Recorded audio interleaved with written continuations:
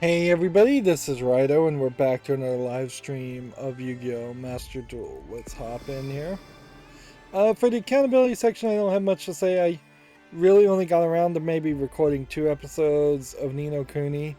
I'm in a section where more and more it just is kind of feeling like it's kind of bait and switchy in that, like, I entered this area that is more of a coastal city and then went through a lot of dialogue and contrivances to put the side female character and the main male character, both of which are about 10 years old, in swimsuits, just so that they would then be able to show off the characters in different outfits in the teaser trailer on the main menu, which I've already seen, so I was already spoiled on that. Like, the idea of a game changing outfits as much as this game, as Ni no Kuni has, is kind of ridiculous. It definitely does feel like something that you would see probably in a Ghibli movie over the course of 2 hours, but it doesn't really feel like something that you would actually see in just a standard JRPG. Meanwhile, the JRPG systems are still just very separate from each other, very convoluted, very much just not the uh, not the smooth abridged experience I would like to have playing on easy. I've started running into some characters that are fairly difficult to beat, and then they threw a boss character at me that's fairly difficult to beat. And because every time you die, you might lose 10% of your gold, uh, unless you save scum a lot more than you would want to. There's always this risk of potentially dying and either having to go back to a previous save or losing 10% of your gold. Even at that, though, the gold seems to be not that useful. It's very much it comes and it goes. I've unlocked an alchemy system to make even a whole nother tier of weapons and items, which seems like that's kind of silly. As for Yu-Gi-Oh! Here, I didn't play any off screen. I probably should have. I'm already at 6,000, kind of shockingly. So we need to continue with the synchro event and continue with the video game news. I did also work on my program to open news tabs and think I've fixed it, so GameDeveloper.com will work again. I honestly think I may have just, like, accidentally broken it myself by, I don't know, clicking on the mouse or rolling over a keyboard when I was not paying attention.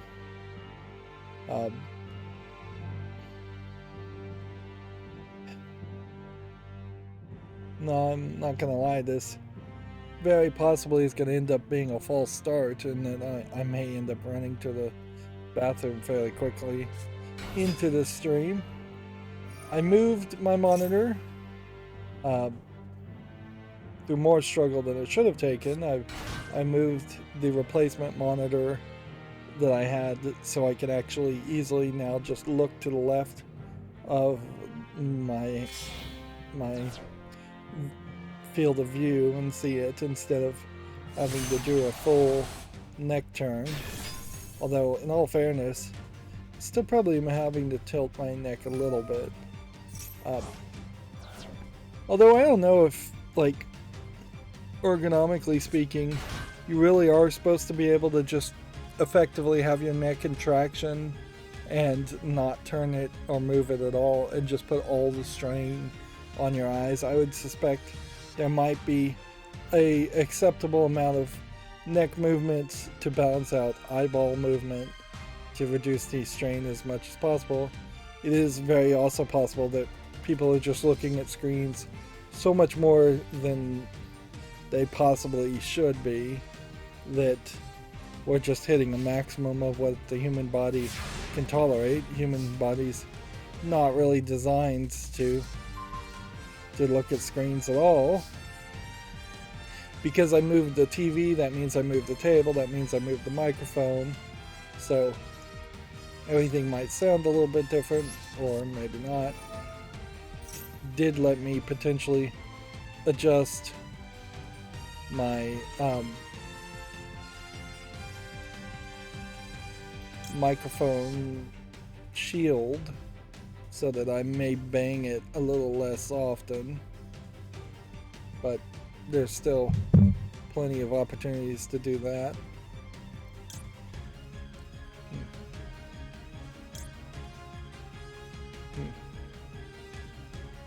Let's see.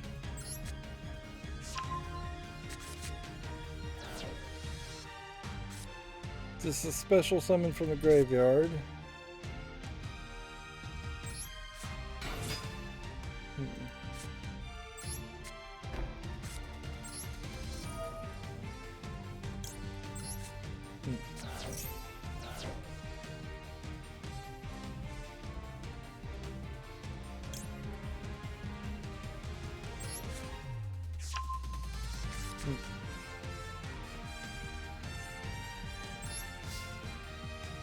The synchro event, I've not really put any attention into it yet, so it is weird that you can have like a 2500 character here.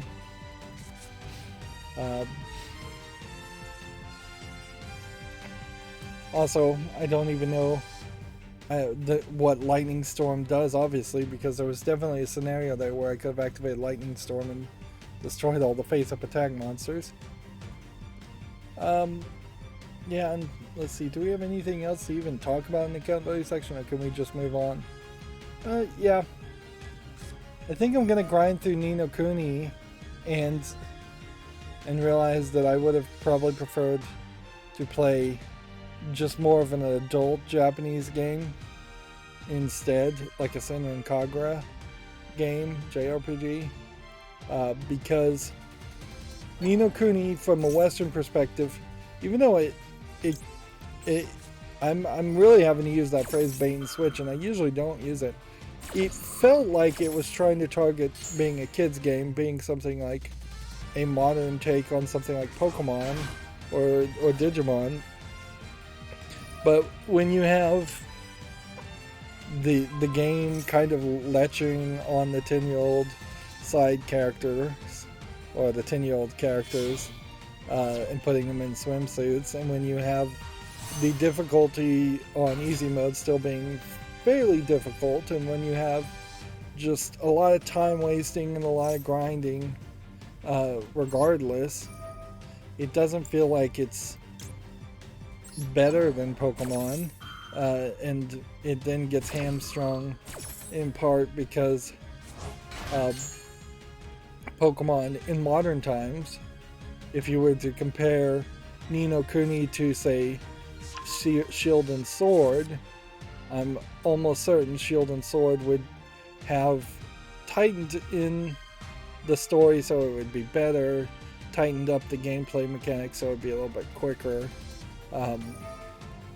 and really, even Shield and Sword is not what I really want. I want something closer to Let's Go Pikachu, Let's Go Eevee, where it breaks away from going to a secondary fight screen.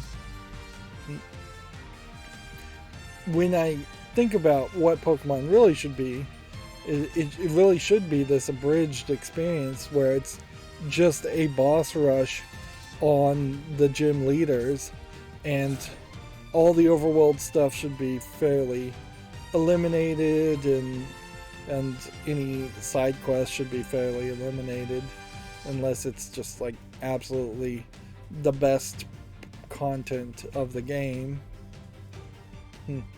And in a game like Pokemon, it wouldn't be crazy to potentially make a mod that says, okay, you've made it from one city to another city. We skipped you through going through the cave or the forest to get from one city to the other city. We skipped you from having to grind and fight there, and instead we've just given you when you arrive at a new city, you're just given a collection of, say, 5 to 10 new Pokemon that you'll never use, and the 6 Pokemon that you're going to play with throughout the vast majority of the game will just get a lot more XP through the gym battles.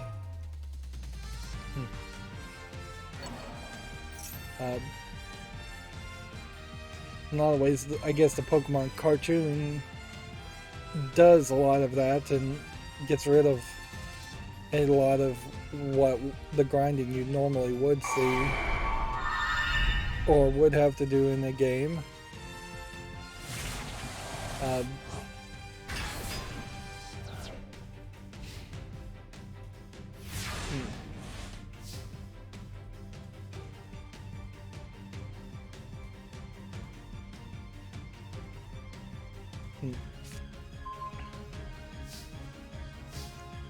Probably would like Ni no Kuni a lot more if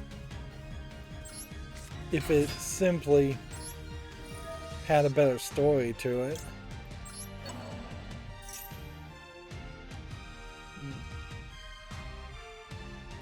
This will probably be our last opportunity to try and succeed.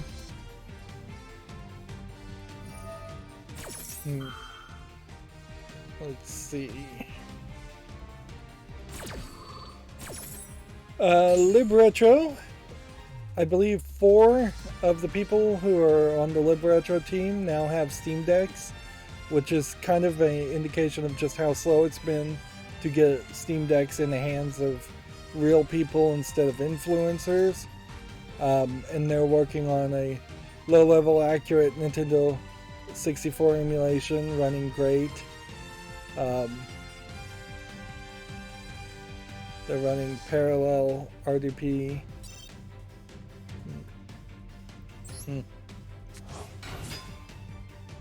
Which, that effectively, I think, may be the beginning of the end of Raspberry Pi or RetroPie for a lot of people. It's still a $500 minimum device, so unless these all of a sudden get a lot cheaper, it is in a completely different category to the roughly $100 you would have to spend to make a RetroPie system really work nicely. But if RetroPie and Libretro can do everything and more, I think we will see probably a split of the player base there, where some people who would have thought about making a RetroPie will just say, well, I'll just spend the $500 and get a Steam Deck and install RetroArch through Steam. 3 members of their team now have a Steam Deck. So clearly they're going to actively develop it.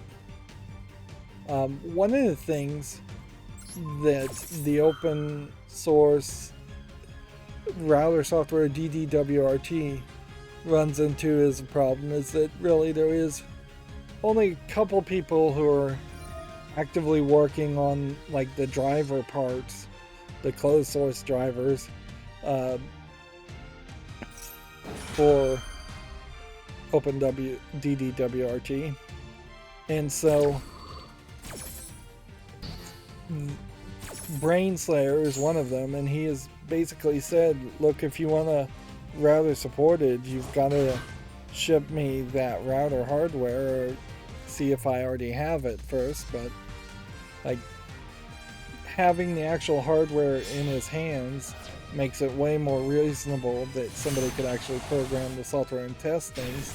It's not really reasonable for Libretro or Brainslayer or anybody to work on hardware in a vacuum, theoretically, virtually.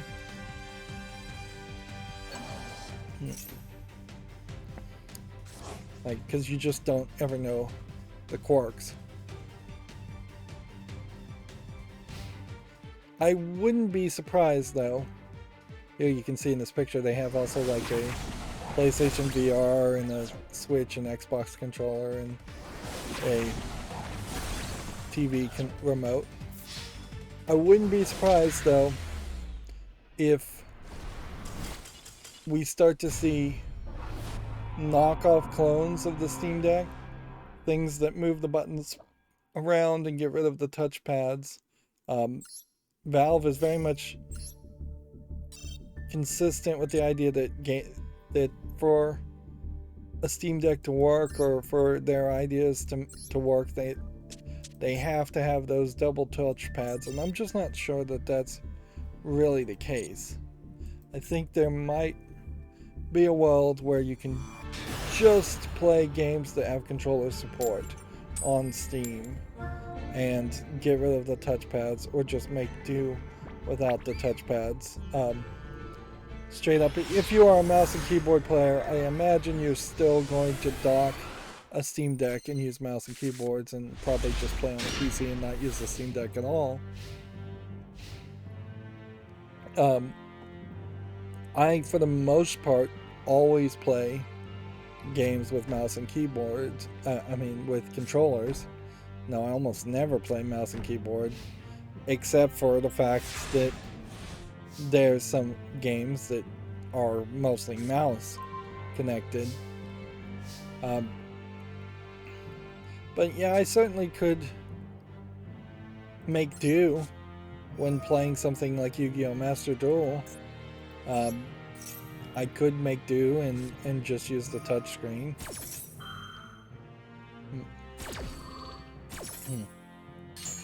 Without needing the touchpads. And having the secondary touchpad, it's not really going to help.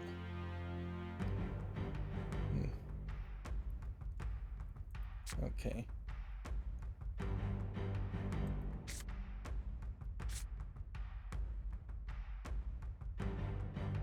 So I think you want to do this one, and then that lets me special summon this one. That lets me special summon that one.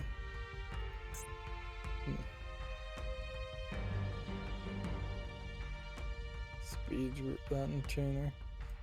That would be 24. Almost certainly I can't summon something better than 24. Well, I guess I can.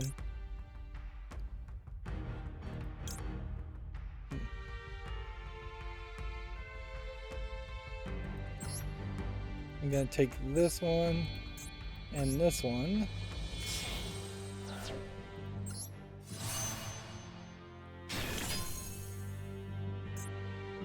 Let's see.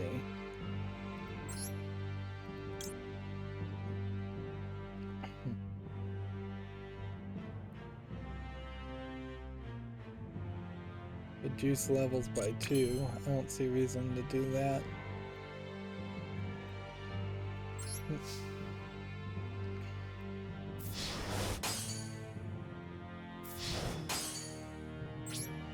Remember, he played that trap so he wouldn't take any damage this turn.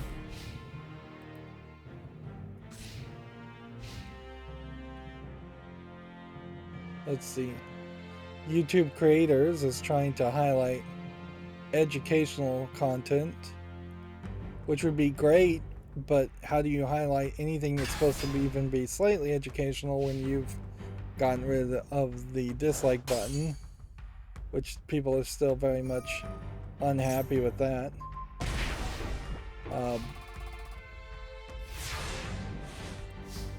It's a silly way to look at things, certainly, but if you want to live an internal, optimistic, probably insane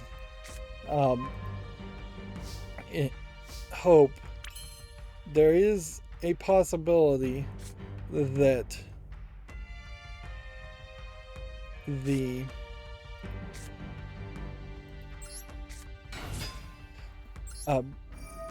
a percentage of the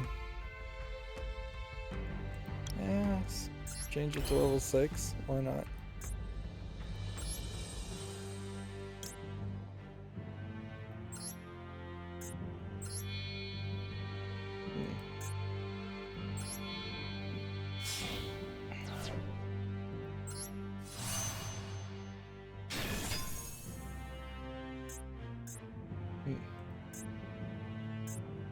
Sure, destroy all other cards on the field.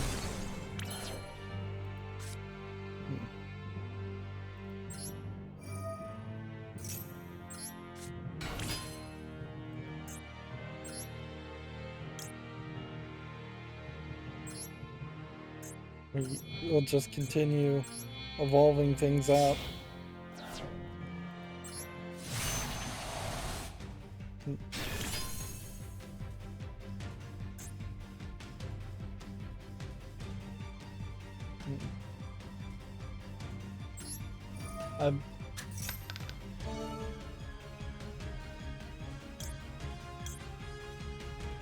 see.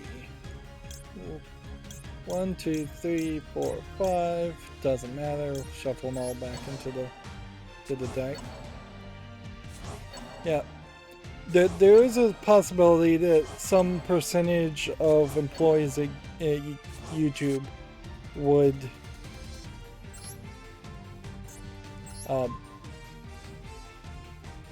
choose not to come back to work in the office, and that might create a scenario where there might be a major like dynamic change as far as who's in charge of programming the algorithm, who's putting whose bias into the algorithm. And so maybe there would be some major changes there. Hey, now that I've moved my monitor where I can actually see, I see Mitch and MSG saying, "Sup nerds, YouTube has been rolling downhill since Susan came." Susan's been around for a long time though. I think a lot of people would also say that would make as good of an argument that YouTube has been rolling downhill since it was bought by Google, and Google at some point there fairly quickly determined that they needed to make money from YouTube. When YouTube was more of an independent website, there was a bit of a difference there. That being said, there was this golden period where Google had bought YouTube and Google was letting a significant percentage of its creators actually monetize and run ads and make money, which that did happen after Google acquired YouTube.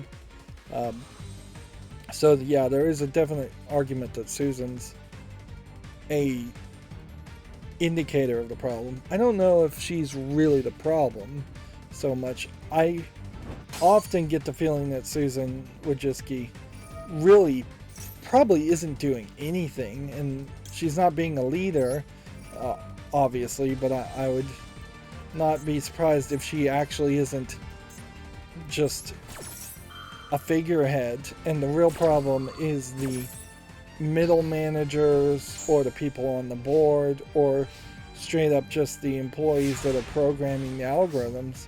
Like, if you told me YouTube was secretly being run by the programmers, it would be believable. Certainly, if all the programmers left tomorrow at YouTube, then YouTube would stop working within a couple of weeks. If Susan Wojcicki left tomorrow, YouTube would still do the same things, at least until somebody else, some new leader was put into power. There is this whole Twitter thing going on with Elon Musk where who knows what he's really trying to do, or if he's just being his usual trollish silliness. But he's threatening to potentially hostile take over Twitter, which is adding a lot of volatility to Twitter. And since Twitter is kind of stagnant, maybe that's what Twitter needs. Like, as insane as it would be, it might just be fun to see somebody like Elon Musk take over YouTube and just be a troll with it and just be ridiculous with it. We may very well get to the point where companies need to be a lot like the US political system, where we just need somebody crazy from the Republican side to take over, and somebody crazy from the Democrats' side to take over and just swap places every couple years so that there's enough insanity put into the system that something actually happens and something changes. Of course, YouTube could definitely be worse. Like, but it's hard to suspect it really would get much worse. Like,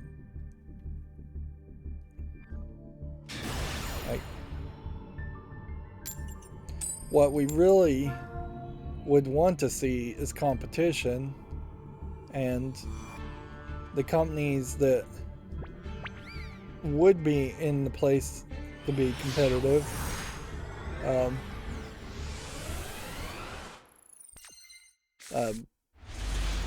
the companies that would be competitive to YouTube just have not bothered to really act to create a YouTube competitor. Mission says, I don't care whatever happens to Twitter. Twitter is kind of a great example of a company, though, that should have been a competitor to YouTube. If Twitter announced video tomorrow, that would bring a lot of people to a competitor. Much more than some of the companies that are out there at the moment trying to compete with YouTube. Like Odyssey is kind of a great one. They just now, after like years, got a Android app.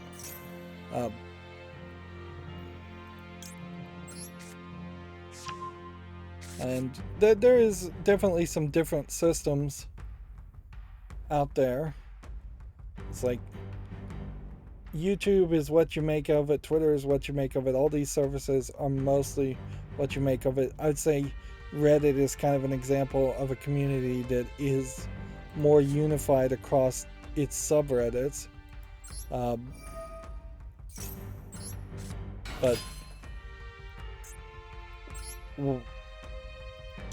with my experience on Twitter, very much being careful to curate just the people that I want to listen to or can tolerate to listen to. I have a fine experience with my experience with YouTube. It's lesser that is the case because YouTube is constantly suggesting ridiculous things in front of you if you go to the suggestions pages, and constantly not notifying you about things you've actually clicked the bell on and subscribed to.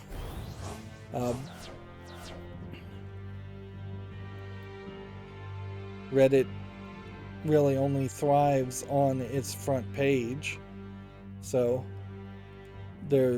it's kind of very difficult to fully embrace browsing on Reddit without looking at the front page and blocking a bunch of things that you're not interested in.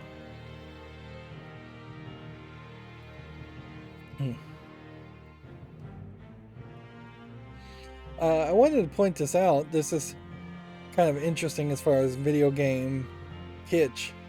The Binding of Isaac Nintendo Switch, PS5, and Xbox Repentance Leviathan box set includes what they are calling ed tracks. These are parodies of these little religious pamphlets called Chick tracks that Jack Chick allegedly animated. I don't think he's drawing them anymore.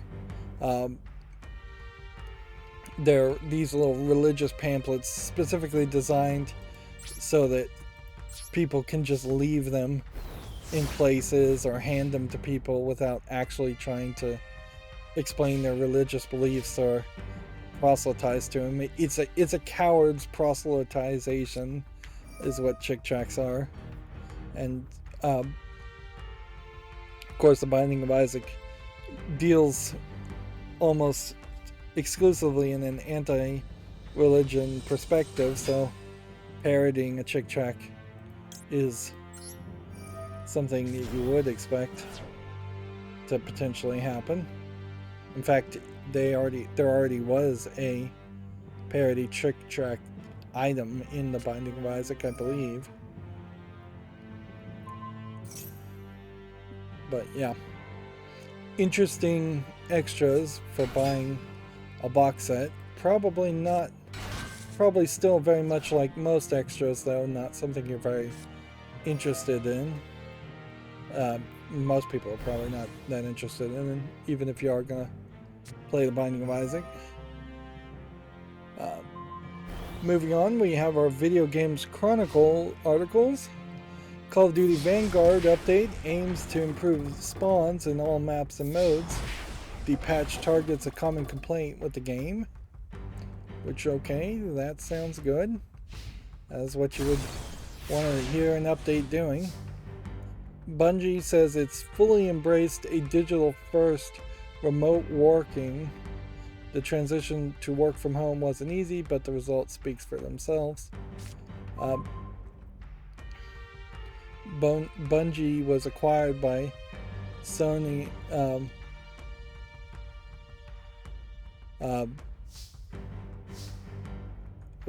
Sony is set to acquire Bungie, so for $3.6 billion, and I imagine Sony does not care one bit about whether they work for home or not. Mention MSG says Binding of Isaac has been tackling religious beliefs since their first game. Yeah, it is the core conceit. Like the very first cutscene you see in the first game.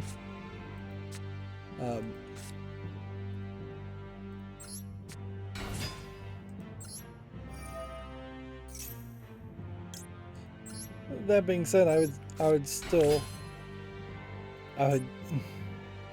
would be really silly if somebody put their collectible Ed track, though, just on a shelf, like shelf somewhere or on the ground somewhere for somebody to find.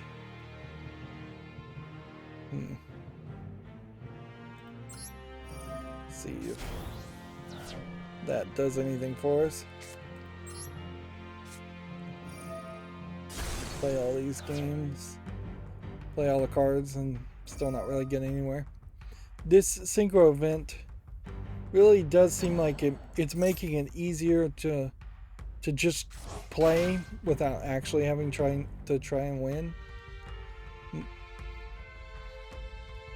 The thing to point out, though, I suppose, with Bungie going to remote working 100%, is that Bungie is not a publisher of games, as far as I recall.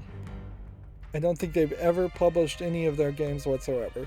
They were working as a developer with Microsoft, so Microsoft was hiring potentially the HR team, the advertising team. They were making all the disc prints and getting them into the stores. They were probably doing a lot of the management. Bungie obviously would have some level of management, but being a developer only would allow for you to get rid of a lot of the departments in a business that would potentially want the face-to-face interactions. Like HR still hasn't figured out how to yell at people or fire people over Zoom. Bosses still haven't figured out a way to yell at people and fire people over Zoom. In fact, honestly, I would almost like to be in a situation where a boss would try to yell at me over a Zoom call just so I could hang up on them and just go, oh, network trouble, I'll have to get back to you. Just dodging a boss. That's probably, I think that is an old Seinfeld skit, frankly, of the boss of like George Costanza just avoiding his boss, just running from him as soon as he hears him coming down the hallway or hiding under a desk. And that's where the work from office stuff really comes down to it, is unless you've got advertisers who need to have kind of more creative meetings face to face, or you've got human resource or management issues that need to be face to face. Like, if you don't have those kinds of departments because you're just a game developer, it's very easy to go to remote. work.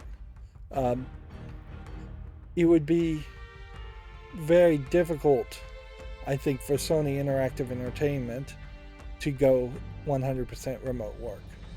But they might be able to do it. And in a lot of ways, Sony Interactive Entertainment should go to remote work as soon as possible, because what happened just a few weeks ago, there were complaints of harassment and being talked over and being mistreated as far as the women employees in Sony Interactive Entertainment. So, like, you probably will have less of these complaints. The sad truth of the matter is, though, there's a lot of boys club attitude and bad behavior in corporate America. There just always has been, and nothing magically fixed that with second wave feminism or third wave feminism. It's just been hidden amongst the news stories covering other things. There's just always been some other drama that a very small story about, like, one boss being inappropriate doesn't get on the national newspapers front page, at least.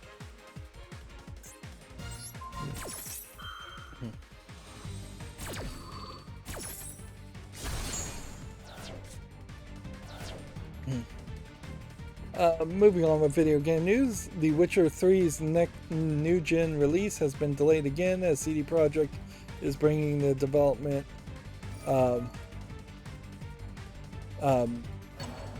in-house, which I guess Saber Interactive had previously been working on the development. I don't even know why you would bother to do that, other than I guess CD Projekt Red just did not have the staff and the time to work on the next gen Witcher 3, as they were trying to fix CD Projekt Cyberpunk 2077.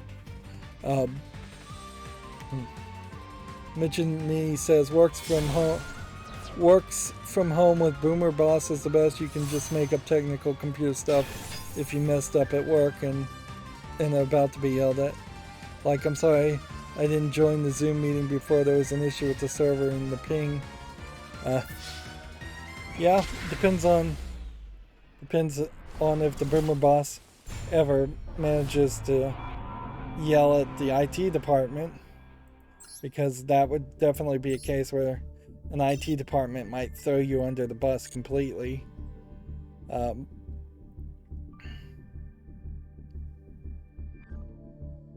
Yeah. And as far as lies go, saying there was an issue with the server and the ping is giving too much details. Be more ambiguous about it. Sorry, I couldn't join the Zoom meeting. Something weird was happening with my internet. Blame your ISP and just say something weird and just be like, oh, I don't know. I have no idea what my ISP was doing. Because if you give key phrases like server and ping, a boss may very well write that down and go server ping, not knowing what those words mean.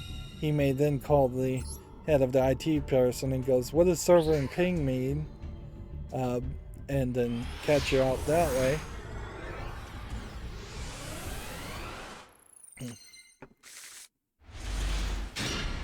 And certainly that you've got to be careful with boomer bosses, and as they won't be around forever.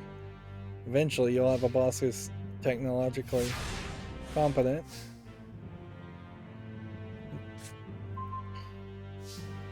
And yeah, in my fantasy, I would like to make it very obvious and just straight up hang up on the person. Although that probably would just get me fired. Yeah. In most scenarios of me dealing with a bad boss, it is going to lead to me quitting or being fired. I just don't have the patience for it, and avoiding one conflict is probably not going to stop for future conflicts. If somebody's a jerk, they're just going to be a jerk always.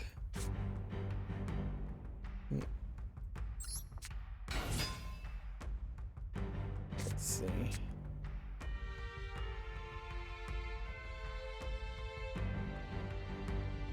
Banish this card. This. And this. Then summon and destroy the other two. Well, that seems like that worked nicely. I would definitely say that the fact that they're going back to in-house development definitely does not sing good news for Witcher 4 or any other CD Projekt game that's in development, or that should have been in development, because it shows that they're that they are not freeing up the field and freeing up their staff and their talent to work on the next game.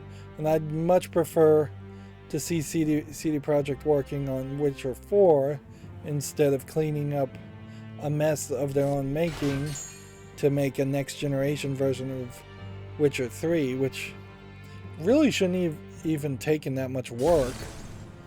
If anything, that might highlight a problem with the engine in which CD Projekt uses, which I think is an in-house engine. It may not be optimized for next generation consoles, and it may require extra optimization compared to using something like Unreal Engine 4 to 5. And they're, I believe, if I recall correctly, they have already announced that the next Witcher game will be using Unreal Engine, so they're already abandoning the current engine that they're using. Moving on with news, we have this Video Games Chronicle article saying that the California's governor has been accused of meddling in the Activision Blizzard lawsuit. A top lawyer exited the case after Gavin Newsom reportedly interfered to support Activision. From what I heard, basically the governor's office was asking for advance notice on every action that was being taken against Activision Blizzard, and then eventually, when not getting that, they actually fired the head lawyer, who is at the DFEH, the Department of Fair Employment and Housing. There is definitely direct evidence that Bobby Kotick of Activision Blizzard had funded Gavin Newsom, and just in general has rich and powerful friends.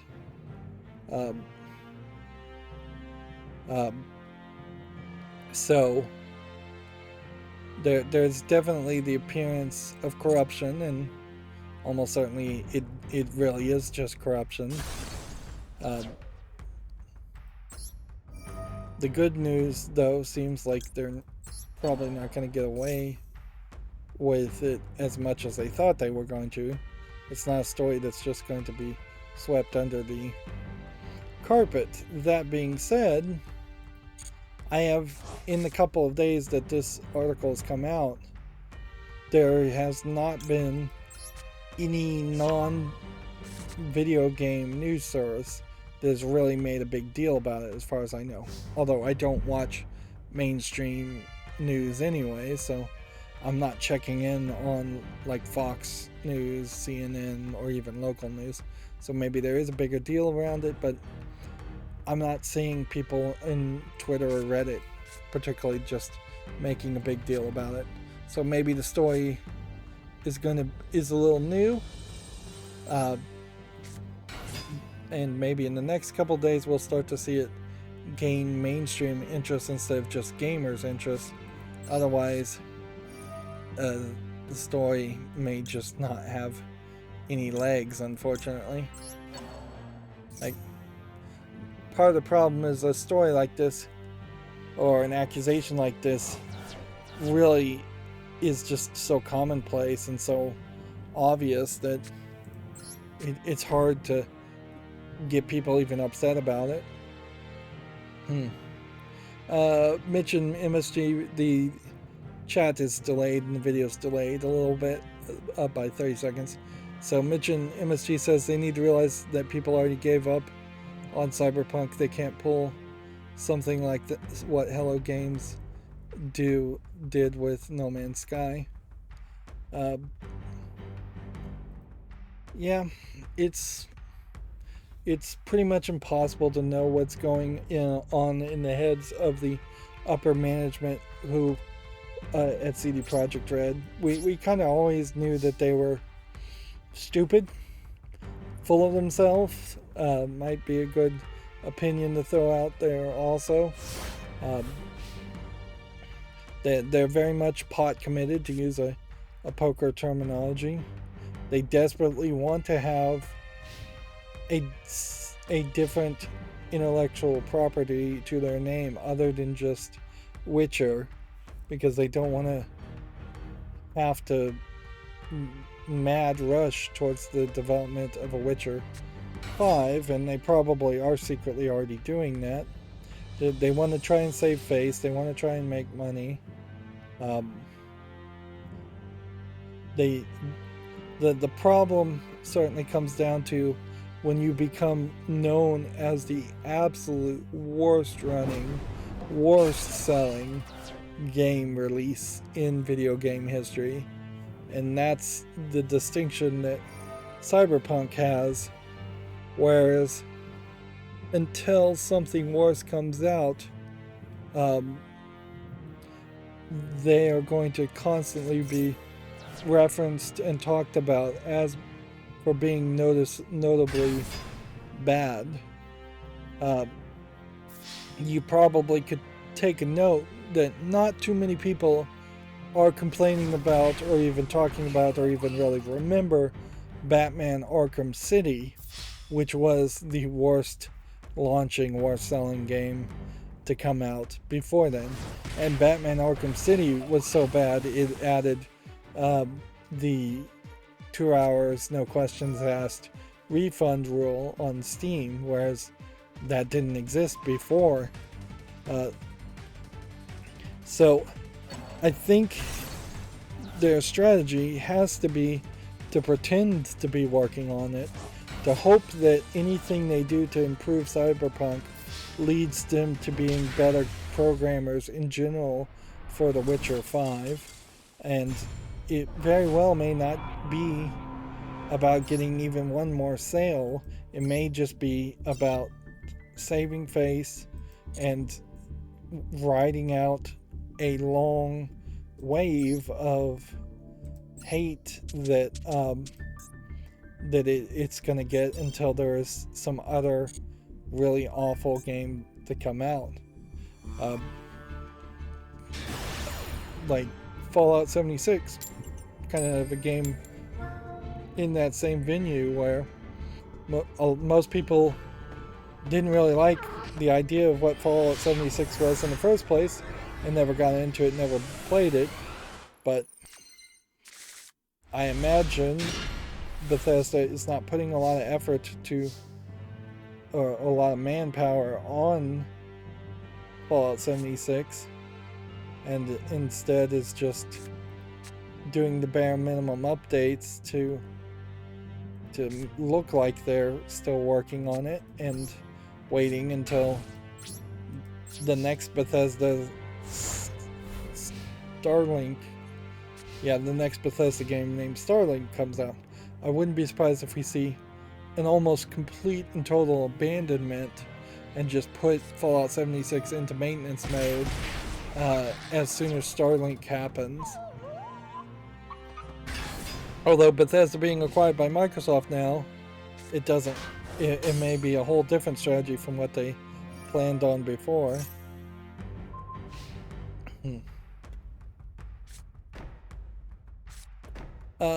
Anyways, as far as the Gavin Newsom accusation, this may also just be politics.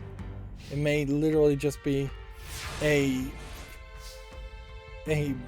accusation against a politician because he's a politician. And it may not grow as a story. It'd be very interesting to see if it did grow as a story, but I don't know if it changes too much, because it's just going to be a different dollar amount on a settlement. That's, well, I buried almost certainly the wrong thing there.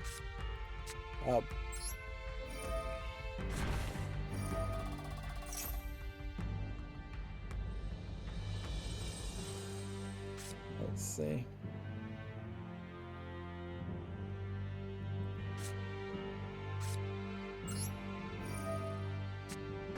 Just set a card in the turn. At the end of the day, I still fully believe that Activision Blizzard will be allowed to be acquired by Microsoft. I assume Bobby Kotick will be out as soon as that happens, or within the first six weeks of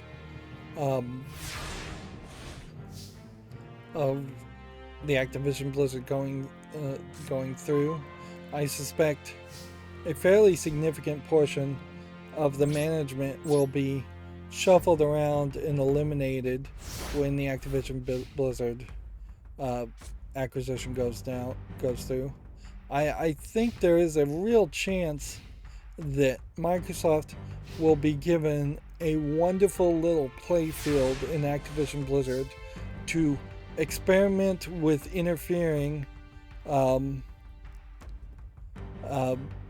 with the management, instead of being a hands-off owner like Microsoft has been with all of its other acquisitions. They may be able to really see what happens if we fire 10% of the management, or 20%, or 50%, or all of the management in businesses we acquire with Activision Blizzard, and they can really fire people who probably who deserve it. Mitch in MSG says some stuff came up, so I gotta go now. It was fun watching you though. Adios. Thanks for watching, Mitchin, if that's how you pronounce your name. Sorry if I mispronounced it. Yep. I wouldn't be surprised if it's somewhere around 40%. They even 49%. Just a full effort to see what it would feel like as the new Microsoft to interfere a lot more, and not have to act with a gentle touch. And there definitely is, with the other Microsoft acquisitions, room for that too. I'm a little surprised we haven't seen Embracer Group do some more layoffs or mergers also. I suppose it's probably more than even I would realize a personality field or personality business, where there may literally be managers who get along well with some programmers who don't get along well with other programmers, which it's somewhat believable. I could imagine there could be some very laid-back employees and laid-back managers that get along great, and some very uptight managers and uptight employees that would get along great with each other. And it may just be as easy as matching piece A, employee A to manager B, to find the right matches. I definitely can say in previous jobs I've worked that if I've had managers at the same job that were way better match for me, but I can't say for certain whether the poor matches for me at the same job were good matches for anybody. I guess it's being kind of fair to or it's being kind of optimistic to think that all managers are good managers. Well, we know that's not really true.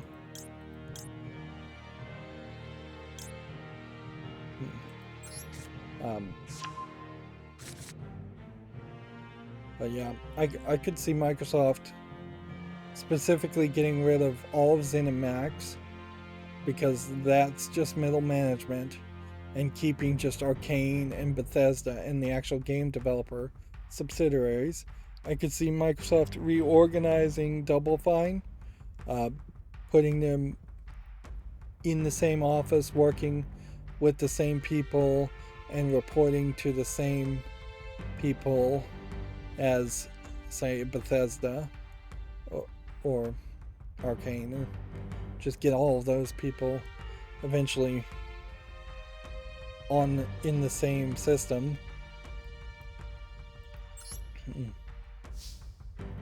I could see getting rid of Activision Blizzard's middle management, all of it, and just breaking Activision apart so that the only parts that remain of Activision would be the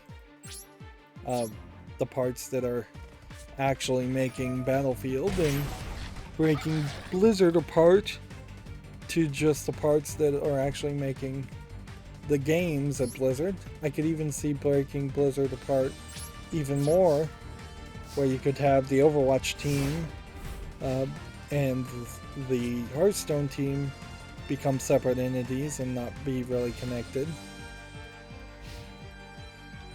Moving on with news. Warzone Pacific Season 3 is dated with a possible Godzilla and King Kong teaser. Which,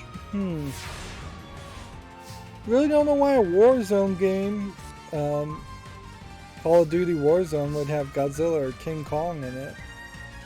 That seems kind of ridiculous, but maybe Warzone is really trying to go out of its standard way of doing things to do something interesting.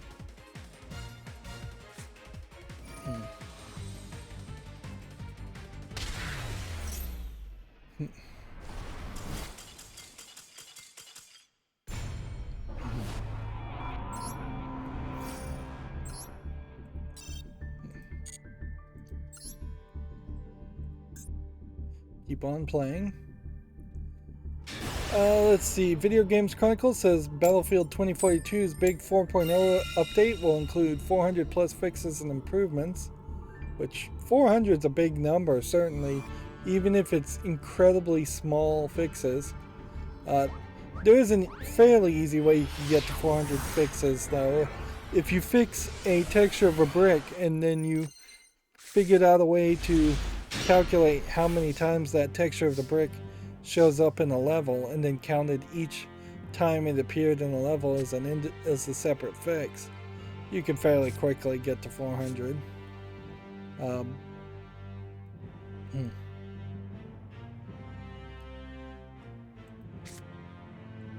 But yeah,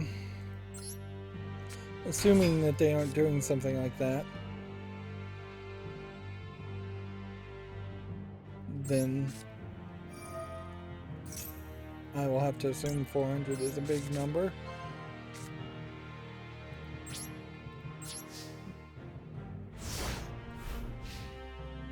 The fact that we have Battlefield 2042 and Warzone out at the same time, and we're getting news stories about both of them at the same time, I think is a personal failure as far as the variety of games that are newsworthy on a day-to-day basis. But I've always had a problem as far as mainstream video game journalism not really talking about anything other than the big games, and really ignoring anything else that even that has a chance, not really giving a chance to smaller games or indie games. That being said, even my own efforts to highlight small games that are just like released with no fanfare on Steam does lead to significant amount of garbage being talked about.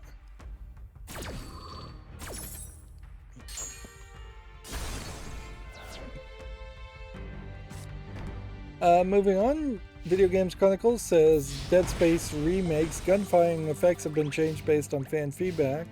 The game's community felt some weapons didn't sound quite right. So it's going to be sound effects.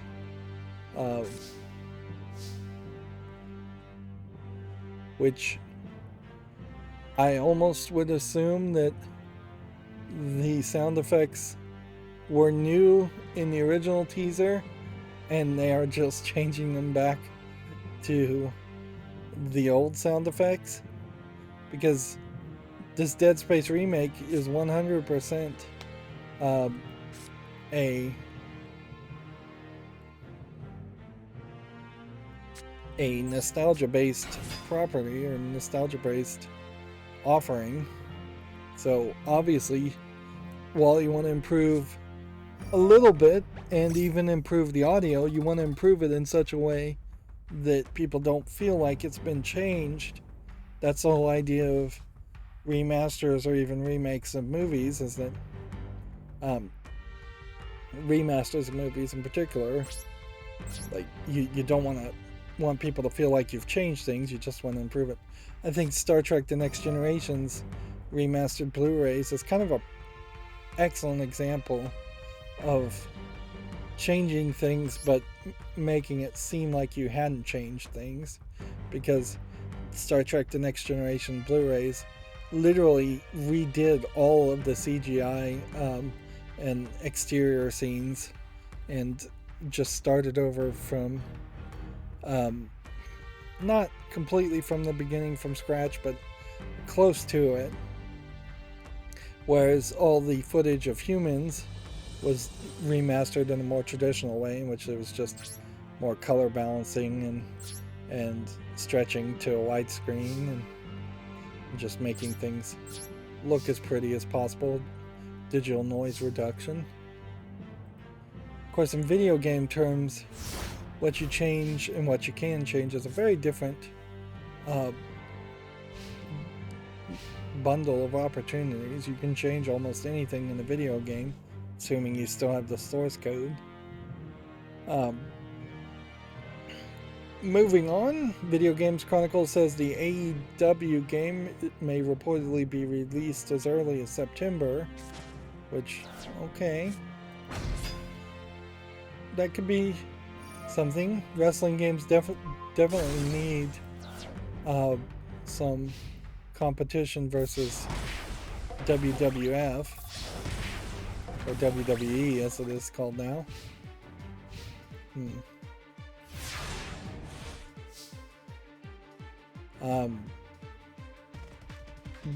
The graphics here don't look amazing compared to WWE wrestling games, which always try to go too high level graphics and then fail when they can't quite succeed at that.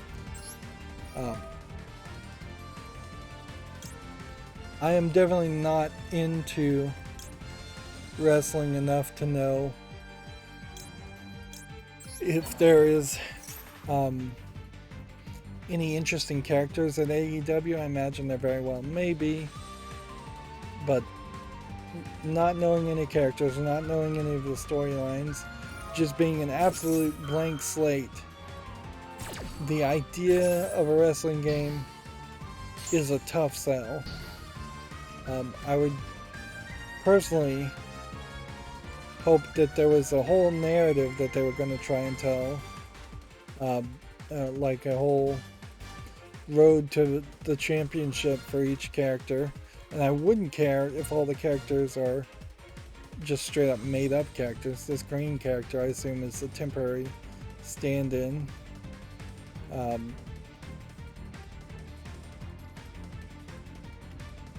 Yep. In a lot of ways, that's why I feel like the best wrestling game I've ever played was Rumble Roses XX, because at least in that game, it made it fairly clear what it was trying to do for you.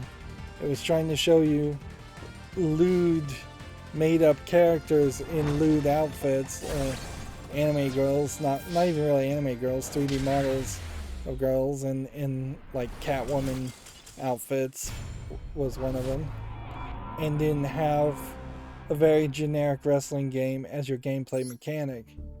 So it's definitely targeting a different kind of audience, but it works not by overly focusing on it worked for me by not by overly focusing on the wrestling mechanics, which, not being an expert at wrestling or watching a lot of wrestling, I couldn't really tell you the difference between doing a figure four leg lock or a different kind of a leg lock. I can't even name a different one. So the actual moves don't mean anything to me. And I think that's probably true for most wrestling fans, is that while they do know, like, Stone Cold Stunners and the Tombstone from The Undertaker, the finishing moves and the big moves, certainly, the general wrist grabs and arm bars and things like that, that's kind of nothing to, I think, most fans. And yet that is going to be kind of the core part of a wrestling game, is the basic attacks. And so you need to probably make a wrestling game that glosses over most of the wrestling mechanics in a wrestling game in favor of telling interesting stories. And how you tell those interesting stories, I don't know. And how you write those interesting stories, I'm not sure.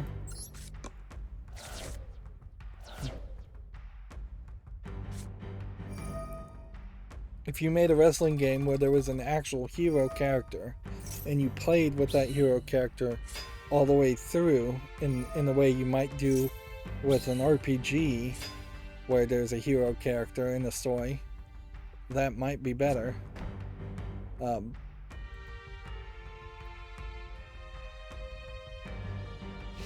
Moving on, this news is old and they've apparently not updated it.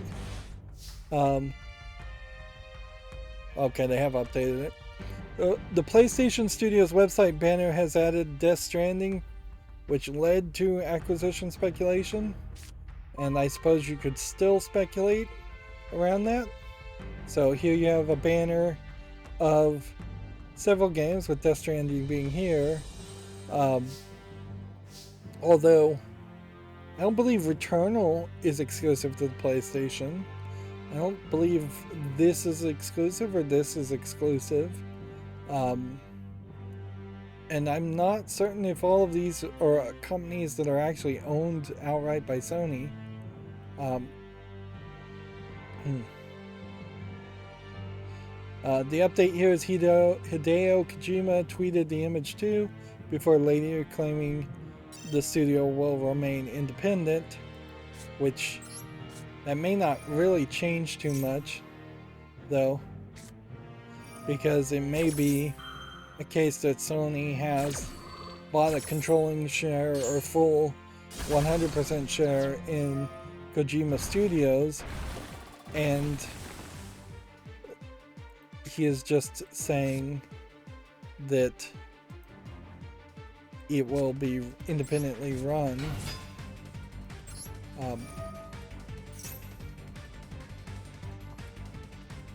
Just give me something.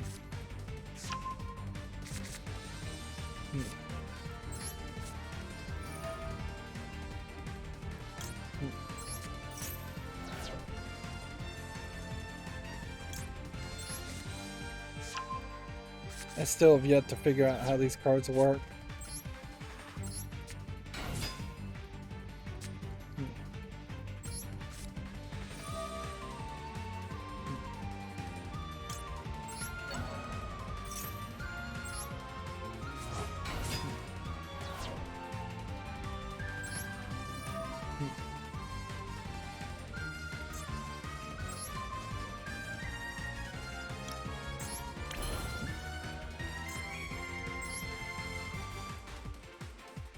Come on, give me something.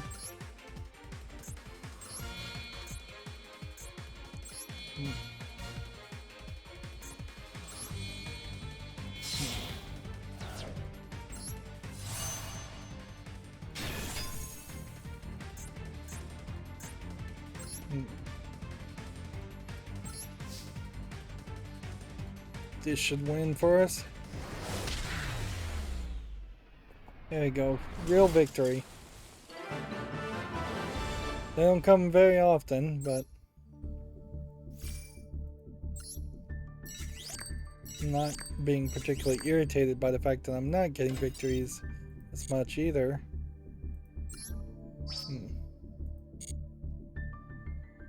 Yeah, there's still a lot that I do need to play off screen, though. So yeah, at the moment we have to just assume that Death Stranding and Kojima Studios is going to be independent in every way you would interpret being independent. Although it kind of almost doesn't make much of a difference. I heavily suspect Kojima Studios is going to make one more game and then be shut down at most. Because I think Death Stranding probably sold fine, but not quite enough to keep Kojima's attention. He clearly wants to make movies and hang out with his celebrity friends and doesn't really care about making video games. Plus, the video games he did make, Death Stranding, is just a little too niche, a little too weird. I just don't think people are gonna follow the fandom of Kojima, of him being treated unfairly by Konami, which, in all fairness, he was treated unfairly. I just don't think that victim perception is going to take people through to the next game he might want to make. I wouldn't be surprised if the next Kojima Studio game that comes out is also something that is just incredibly different and incredibly strange.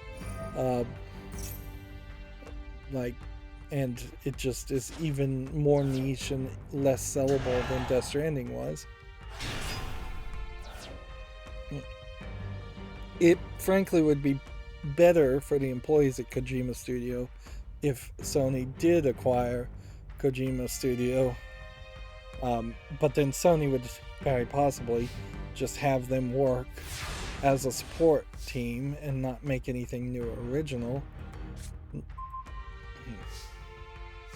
I think a lot of people don't account for the idea that your big name creatives very possibly sometimes don't have any ideas either.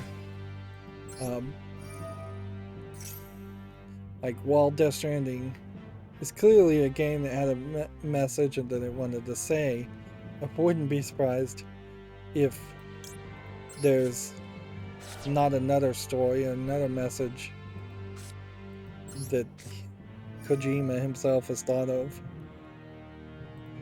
And if they were just to try and make a Metal Gear Solid clone that has the same anti-war message that all the Metal Gear Solid games had, that probably wouldn't have as much appeal as people would want. Let's see.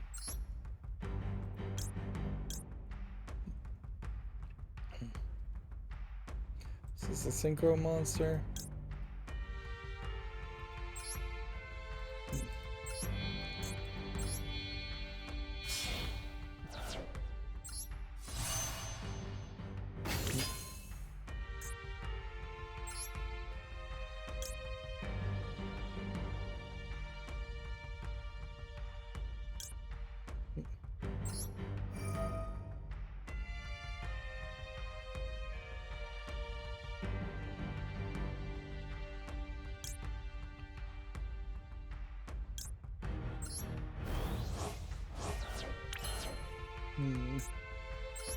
Well, 3,000.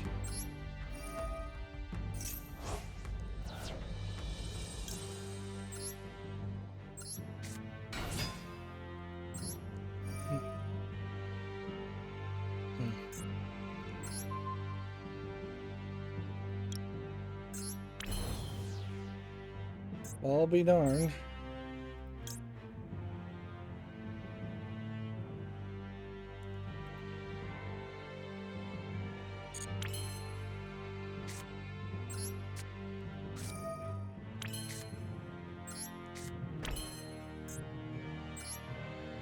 So can't do anything.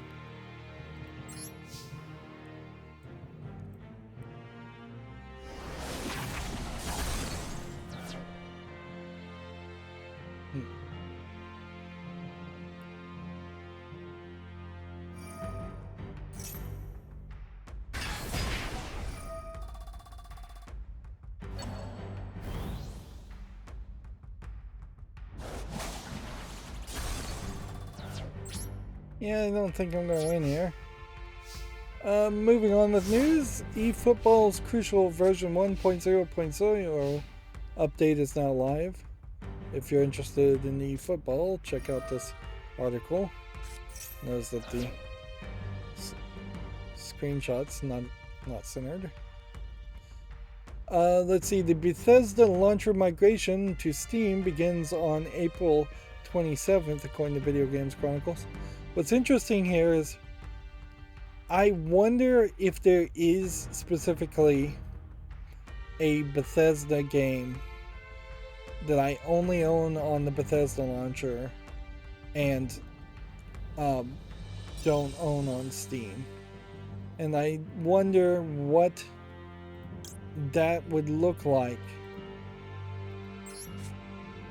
when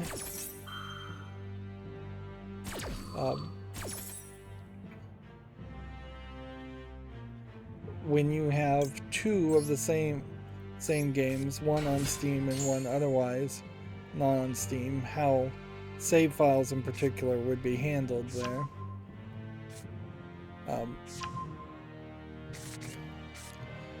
Let's see, many game saves will transfer, but some may require manual copying. Purchases will carry over to the Steam account. Many of the publishers' games and services will still require a Bethesda.net account, such to retain access to mods and in-game items like skins. There's a specific Fallout 76 release.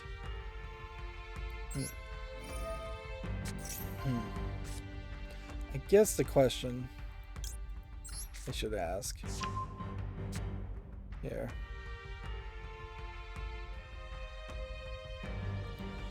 is, can I even lock into anything? See, the thing here that I bet more than anything is that I very possibly could have gotten like Bethesda, and it's making me agree to everything. I may never have even logged in.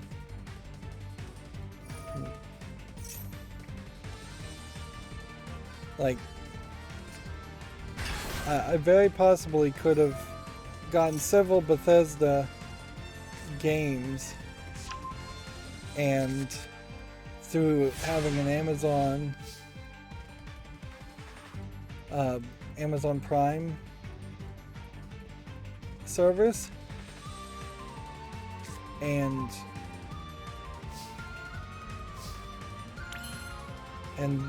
didn't actually bother to do anything with that. Let's see.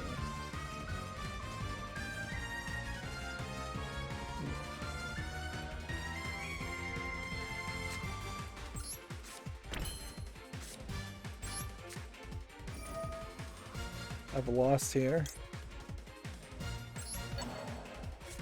But if I banish that guy, does that change that guy's attack? Nope. If I do this, does that let me do anything? Nope.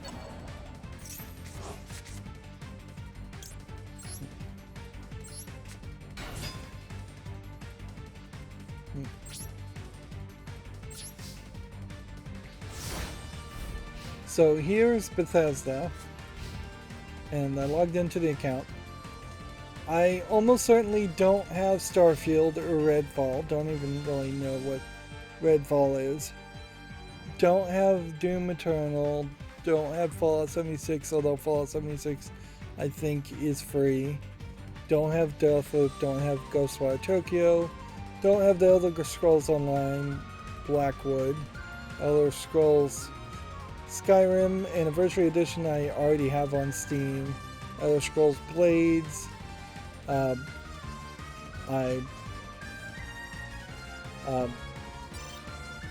don't have. I think Elder Scrolls Blades is also an online game, mobile phone game. So, like, I don't even know what Fallout First is. Let's see. Is that some kind of game, or is that something else? I don't think I own Rage 2. If I do, it's on Steam.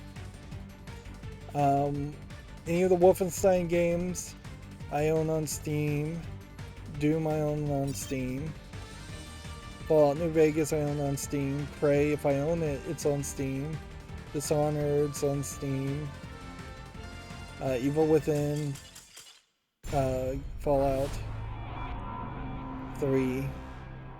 Yeah, the vast majority of any of these games that I would have been interested in, almost certainly I already own them on Steam and would have never gone through whatever extra clicks I would have had to go through as far as the Twitch Prime, Amazon Prime free games. Like all these Fallout games, all of this. So I could definitely see how a significant number of these games anyways are not going to be difficult to transfer over to Steam, because most of these Bethesda games don't have any connections. They don't have Bethesda.net accounts. Some of these really old games like Wolfenstein 3D, that there is a chance that Bethesda and Microsoft should start giving away copies of those for free instead of charging $10 for some of these games, which is kind of ridiculous. Elder Scrolls Arena. Giving that away might be interesting. Or Daggerfall for Elder Scrolls 2. I bet a lot of these games barely run or don't run at all. So yeah, it doesn't particularly strike me like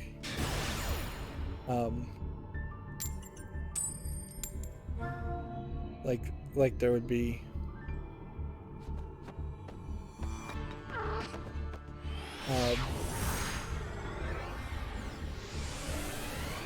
let's see.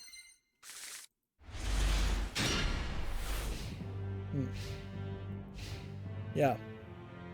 Oddly, looking at this, Wolfenstein Youngblood. Apparently I got that on the 1st of September in 2019. Okay. That makes sense. And looking at the linked accounts, Twitch and Steam are linked. So I assume that was a free Twitch giveaway.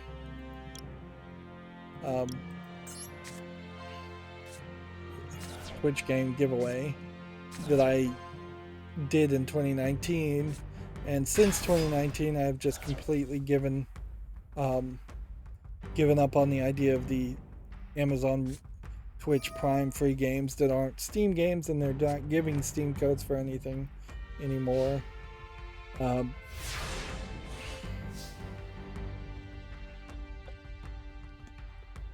Yeah, I definitely would not pay for Amazon Prime for the free games or any of its other, like the photo backup service maybe is good enough to be a sales point, but it's really the free delivery and only the free delivery that Amazon Prime makes it worth it. And that's only if you're buying a lot of things from Amazon Prime, which on a larger scale maybe you don't want to do business with Amazon Prime at all, so, or Amazon.com at all, and not buy anything from them. Which is definitely a valid thought.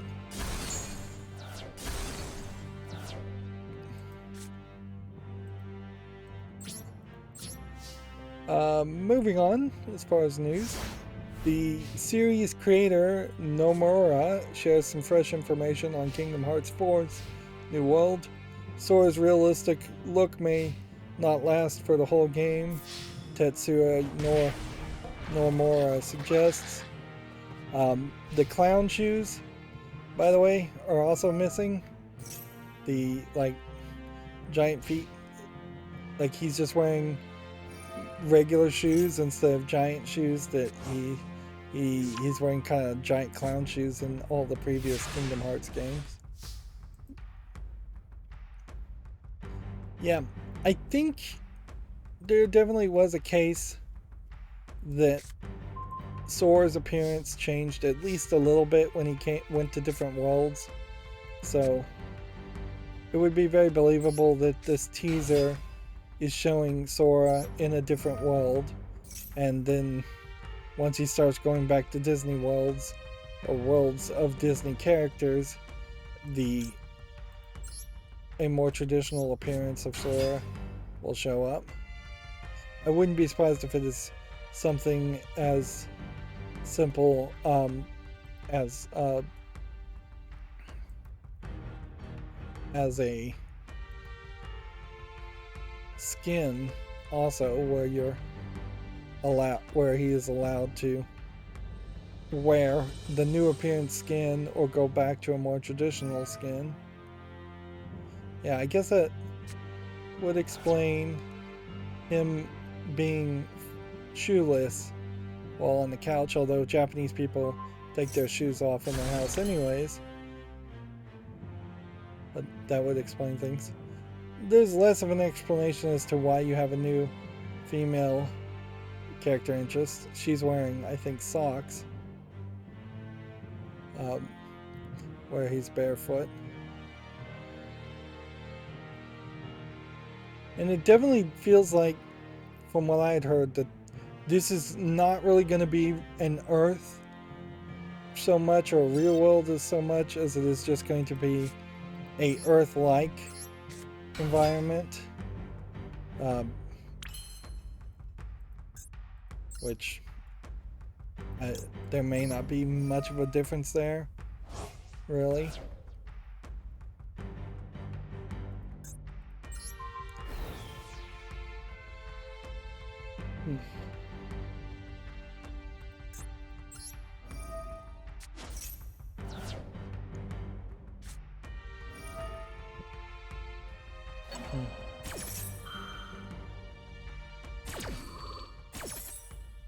I will say, it definitely feels like that there is less hype for an announcement of a potential Kingdom Hearts 4, as much as there is anti-hype for an announcement of a Kingdom Hearts 4.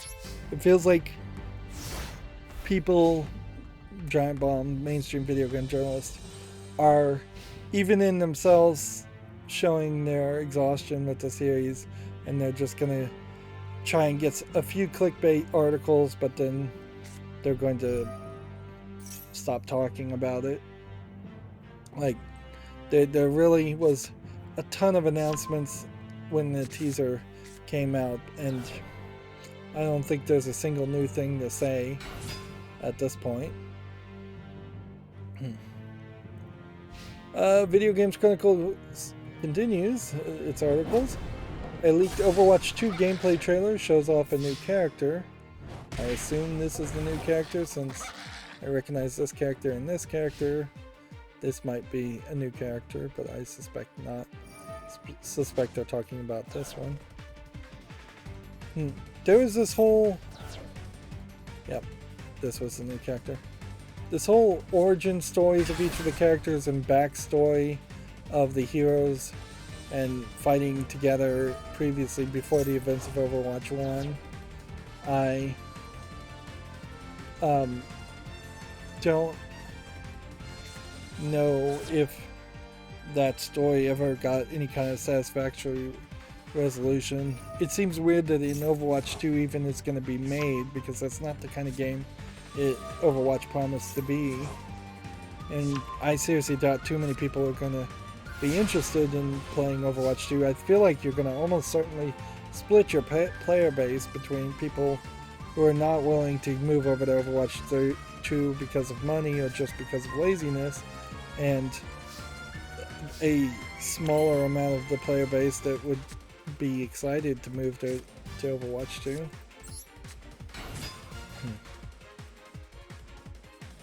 Yeah, it definitely does not feel like the decision that doesn't feel like that decision should have even been on the table when you're going to make a game that's supposed to be a live service game that's supposed to get updates and continued support.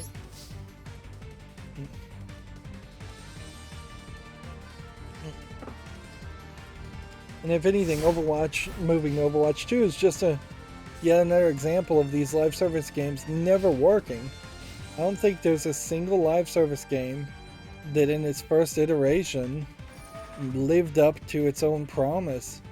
Destiny didn't, Overwatch 1 I don't think did, Counter-Strike Global Offensive maybe, but I think CSGO is probably the 4th or 5th iteration of a Counter-Strike game, so probably not.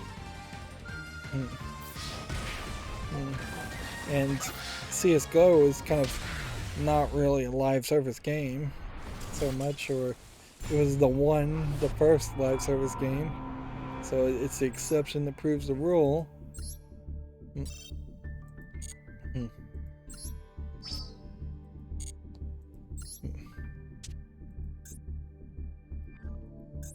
And I'm still just jumping between these for no real reason, just to have some variety. Let's see.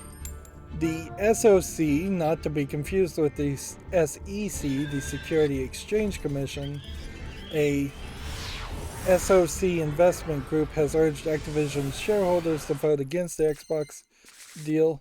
It claims the transaction fails to properly value Activision and may not be viable. Now, viability is a funny word because I don't know what they really mean by that. Like, of course it's viable.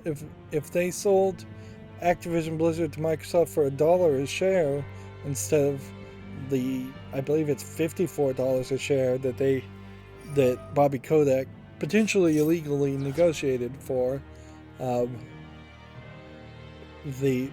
it still would be viable. Company would still be able to survive from that. It may hurt something, but I don't even know what it would hurt. I guess at the end of the day, from a shareholder's perspective, if there was 100 shares, just to use small numbers, of Activision Blizzard, and Microsoft is acquiring them and making them a subsidiary, Microsoft has two ways of doing that. It either buys all the shares out, or it converts all of the shares of Activision Blizzard to Microsoft shares. Which may give less money to the shareholders than they expected. There is a story here. It's not a very interesting story for most people, since most people don't have shares and barely have enough money to pay their bills.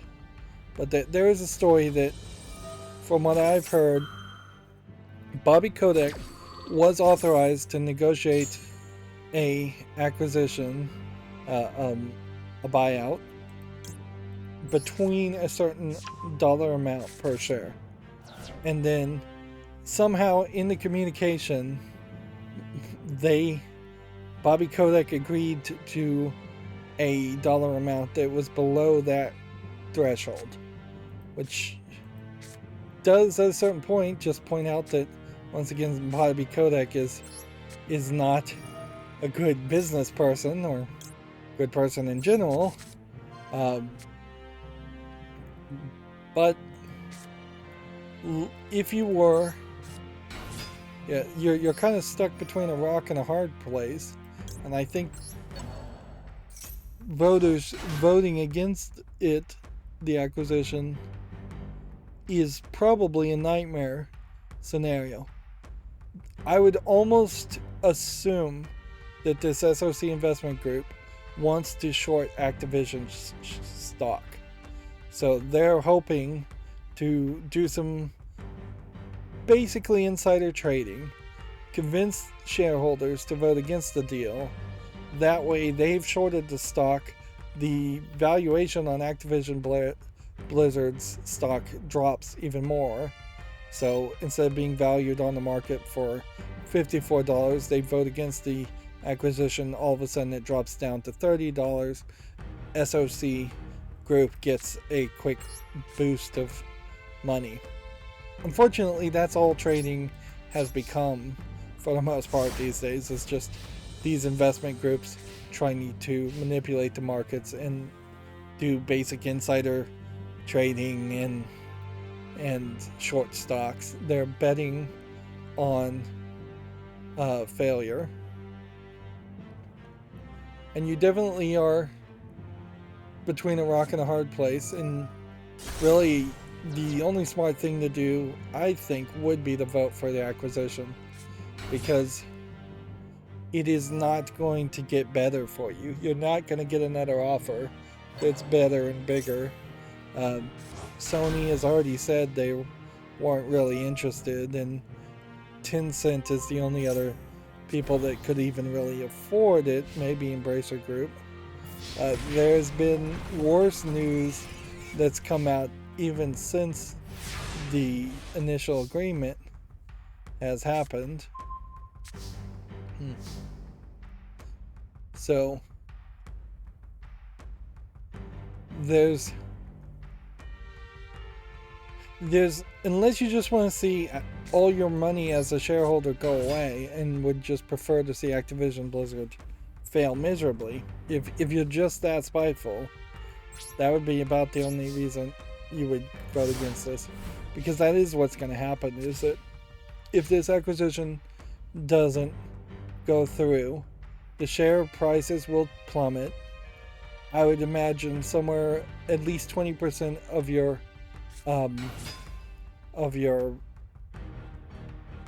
remaining employees at Activision and Blizzard will leave, because there definitely are people just staying there because they feel like it is going to get better when the acquisition goes through, which that'll just devalue the place.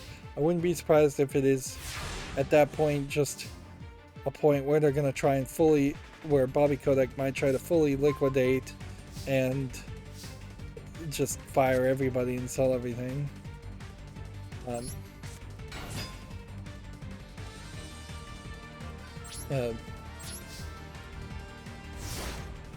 Let's see. Moving on, we're moving fairly slowly through the news today. Pedro Pascal, quote, created a healthy distance from The Last of Us game to prepare for the TV series. The Joel actor says he didn't want to imitate too much, which is definitely an indication that whatever this Last of Us TV series is going to be, it's not going to be much like the original Last of Us game, which might be for the better or worse, because at the end of the day, people weren't super happy with what happened in Last of Us 2 and where Joel's character went and ended up in Last of Us 2, so it probably would be a smart move if it was a bit more of a alternate universe telling of the Last of Us series.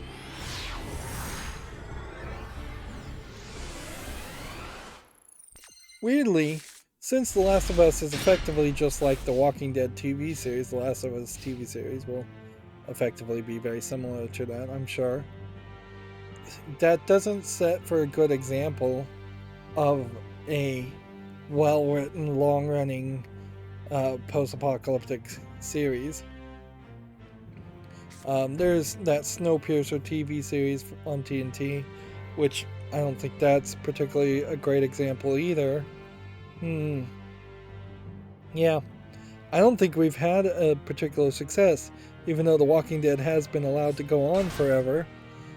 Into the Badlands is probably the best post-apocalyptic TV series I would suggest watching, and even that is pretty weird. There was one that was very popular on Sci-Fi. I forget the name of it. That got canceled and brought back and got a game, and the game like uncanceled the TV series for a brief amount of time. But even that, being a Sci-Fi channel show, didn't really have enough popularity.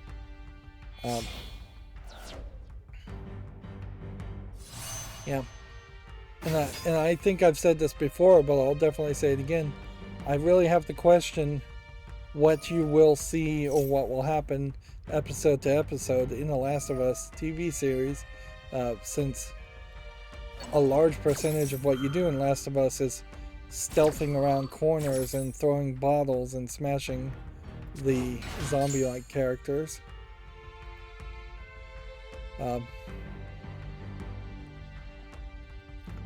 Moving on, Saints Row's customization, is that how you spell customization with a S? Suite will be revealed on a live stream next week. The showcase will include a trailer, interviews, and insider information. I guess this will probably be a attempt, if they're smart, I would say this is probably going to be an attempt at saying that the characters you interact with and play with are going to be very customizable, and that the characters shown in the teaser were just 4 random characters that they picked. I don't feel like this is the teaser they're showing off. See, this teaser definitely is not doing that, though, where you have, for lack of a better term, the woke squad of this new New Mexico style Saints gang. What's funny is you have a lot of white people, just white people talking about working on the game, and then you have what I assume is just a figurehead presenter talking about the game that happens to be black. I don't think happens to, I think was very specifically hired. Maybe that guy is Hawaiian. But yeah, the major failure was the woke squad here, for lack of a better term, of characters just not really feeling like the Saints. Here you have shirtless pretty boy, maybe gay guy here, and then you have your main character here in jeans. There's African female, looks of African descent, and then you have a slightly darker of African descent, so she may be Mexican, where he may be African American, or Mexican American, African American, with his geeky glasses and bow ties. And then you have Hacker Girl here, who's not wearing any of the Saints colors at all, and I would be surprised if 1 or 2 of these people are lesbians, and 1 of these 2 of these guys are gay. Just, this is not what you would expect to see as far as a gang, to have what looks like fairly young, kind of freshmen in college aged characters in a gang of different nationalities and different descent. I assume this is going to turn out to be, she's going to turn out to be a snake in the grass, or a traitor, since she's not wearing the colors here. So that was the main complaint, because that was the only thing they really showed off.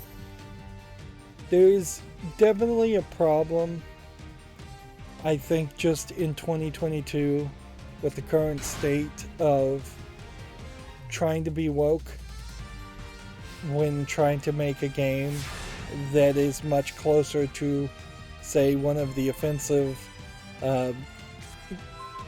Porky's type movies of the past, which, yeah, it is even difficult in 2022 to watch something like Porky's and not realize that, oh no, these guys were really scumbags, and what was often shown as just being some horny boys doing something comedically was actually crimes being committed, like actual rapes in one of those Porky's movies.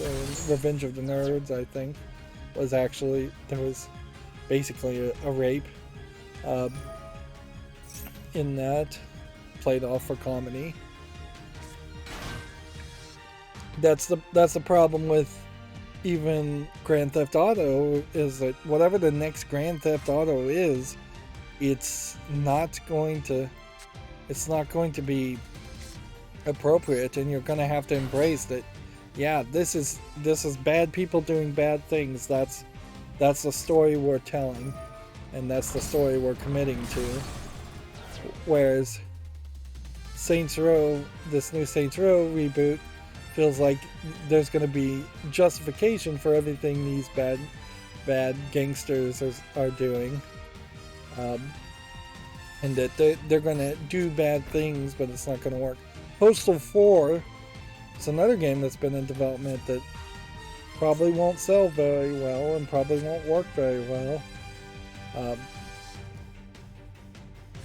because of just the changing sentimentality that exists, and changing understandings of what is appropriate to show and promote. And I'm not 100% for it too either. Like, I'm perfectly fine with the next Saints Row being just absolute scumbags doing absolute scumbag things.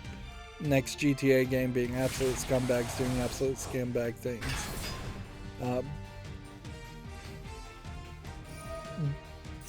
But game developers seem not to be willing to take those kinds of risks.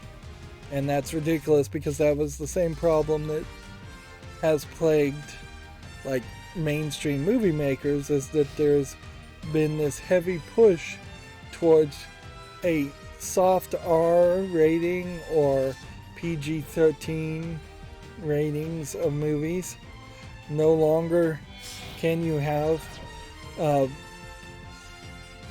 really scary, really gory, really graphic type movies coming out and getting them in theaters.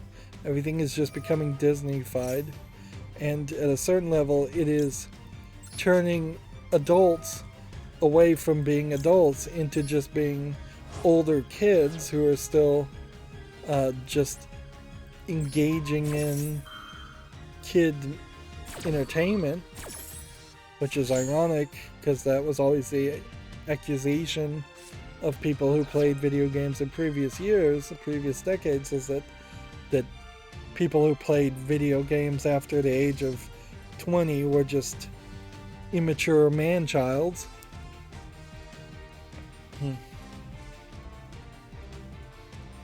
Let's see. Moving on. Next week's free Epic Games Store titles have been revealed. I do hope well for the Saints Row game, though. We aren't going to fix the problem of games becoming wimpy until we do get successful adult mature games. Next two free titles have been announced, Amnesia Rebirth and Coco Cucumber's Couch Co-op Adventure will be the games on the Epic Games Store. You know, it would be a lot more interesting if the Epic Games Store merged with Steam at some point in the future, and then all of a sudden all those free games that I've been collecting on the Epic Games Store were added to my Steam library. That would be interesting, but at a certain level, the reason why I'm bothering to get all the free games on the Epic Games Store is just in case Steam at some point shuts down. The odds of that are incredibly low that Steam would ever actually shut down or remove a bunch of games from their library and make it so you can't play them anymore, but it would be nice to have a backup. Although at a certain point, if Steam goes straight down, then everybody should just like polish up on their VPN usage and torrenting and pirating video games at that point. Like, in the same way, I imagine if Spotify went out of business tomorrow, almost everybody would start pirating music again, and they probably find it very, very easy with higher internet speeds these days.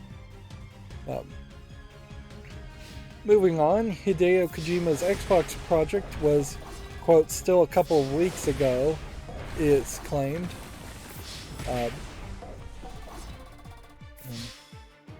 Still on a couple of weeks ago. So yeah, this is the kind of quote you would get from somebody who's really not paying attention to what's going on in their own business.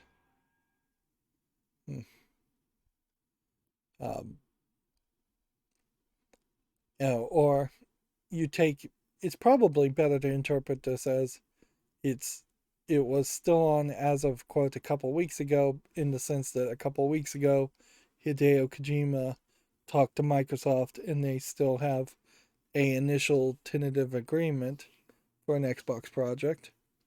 And I imagine Xbox is more than willing to spend any amount of money to do something with Kojima, because they're more than willing to spend money on pretty much anything.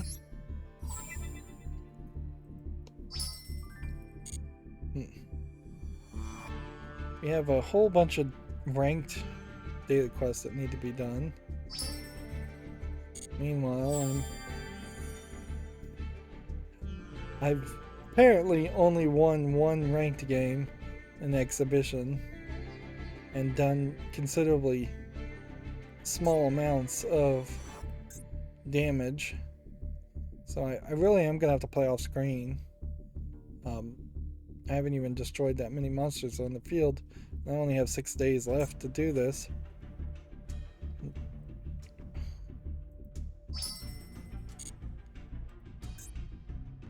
So yeah, things are not working particularly well.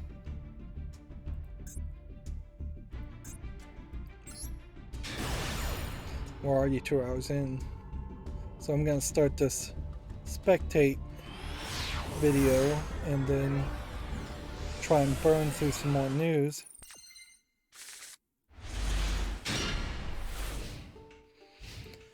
Suppose there might be an argument to leaving some of the games that came out on Steam till Monday. I could do that, but try not to. Video Games Chronicles, we have 5 more articles from them, or 6 more articles.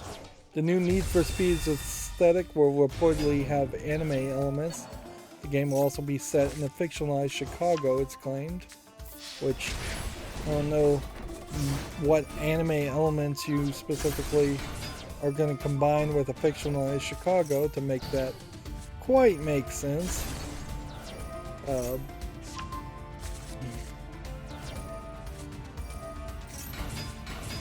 They're saying it will adopt a photorealistic art style mixed with anime elements, which I assume what that is going to come down to is the cars and the environment are going to, for the most part, look realistic, photorealistic, but there will be a lot of like blurring and light bending elements as you race.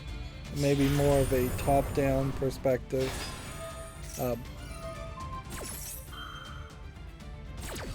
Unless what they're going to do is actually have anime characters in the cars that you only see on a very rare occasion. Which I'm not sure too many people would even care about that. Yeah. Yeah. That video for Need for Speed Hot Pursuit Remastered is not even connected to the video for the next Need for Speed.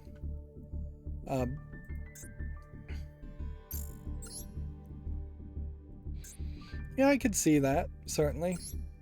I could definitely see anime waifus waving flags at the starting line, or anime characters driving, and then the rest of the cars and the environment looking photorealistic.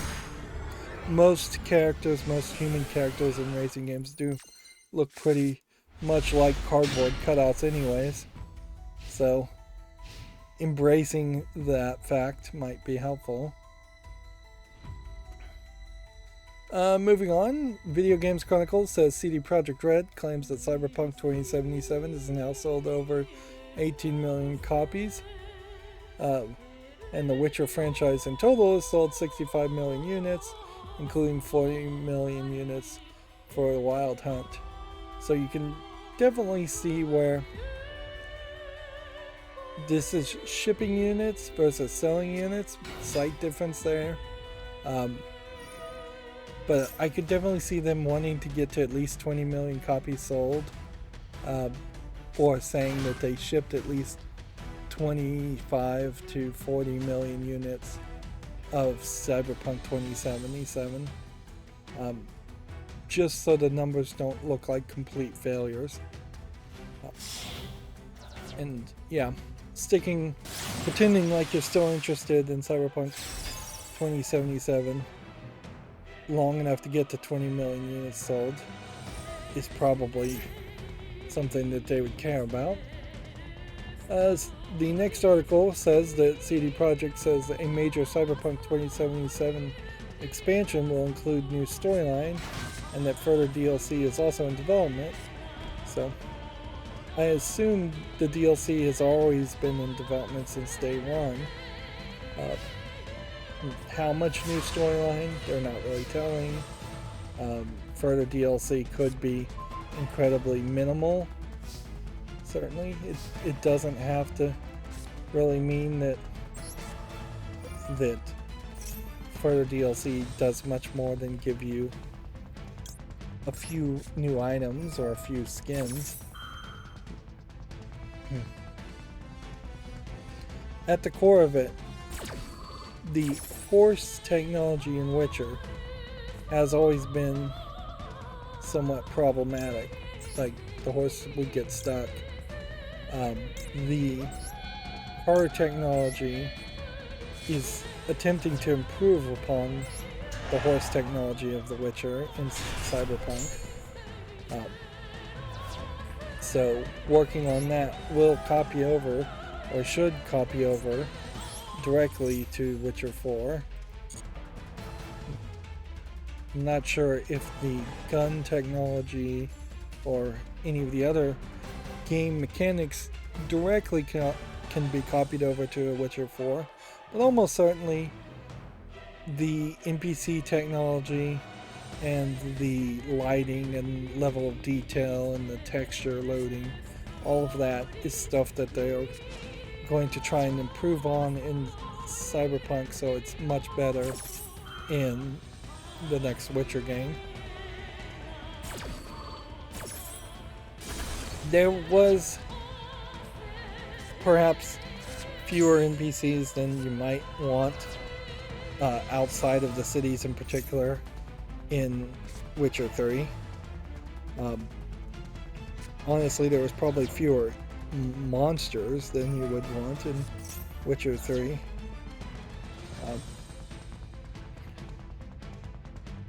But a lot of the flaws of Witcher 3 get easily forgotten because of a fairly decent story. Witcher 3 is kind of a great example too of an adult story. Like there was cursing, sex, violence, all throughout Witcher 3, and the only reason that existed that way is because it was a European company in CD Projekt Red making it instead of a Western company. Like there's straight up a scene I remember in Witcher 3 where there's a woman being tortured and branded by some person, and they're like totally showing her being tortured. They're showing the breast being exposed, I think. I think she may have been killed. She might have even been beheaded, come to think of it.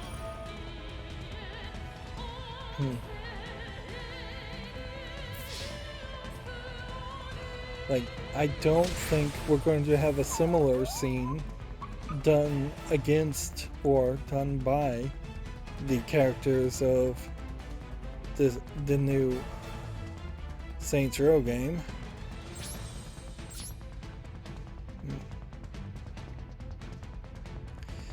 Moving on, we once again have the same Video Games Chronicles. They put out 3 articles saying basically the same thing by updating older articles and then reposting the older articles.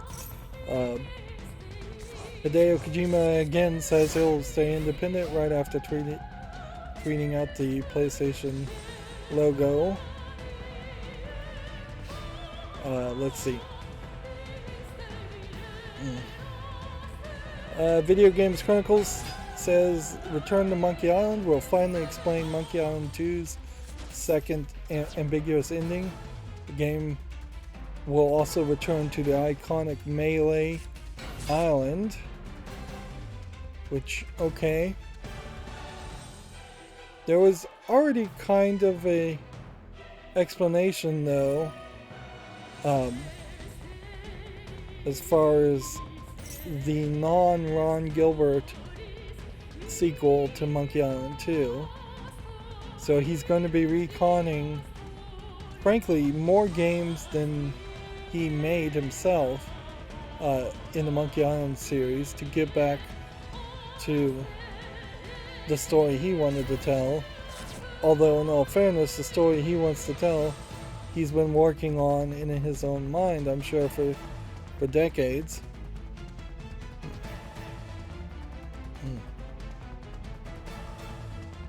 This is another, I guess, screenshot as far as to expect what Monkey Island 2 or Return to Monkey Island would look like. Yeah, not Monkey Island 2. But Return to Monkey Island would be the new canonical third game in the series. Which just does look like the previous Monkey Island games, but slightly better. Arguably maybe too slightly better, but that is going to be the problem. Certainly, is you're going to have this series that would have been better off as a full-on reboot versus him making a continuation, because that's really what needs to happen here, is that there needed to have been Ron Gilbert involved in rebooting the first Monkey Island game and the second Monkey Island, the second Monkey Island game, and then announcing Return to Monkey Island instead of just remakes and remasters. The problem there is there's already a fairly decent remaster of the original Monkey Island, and there's too much nostalgia around it, so I don't think that would really work either. So, best case scenario, Return to Monkey Island is a soft reboot, and somehow, magically, will bring in the interest of a next generation of players who might be interested in point-and-click adventure games by Ron Gilbert. Like, it is a very tall order.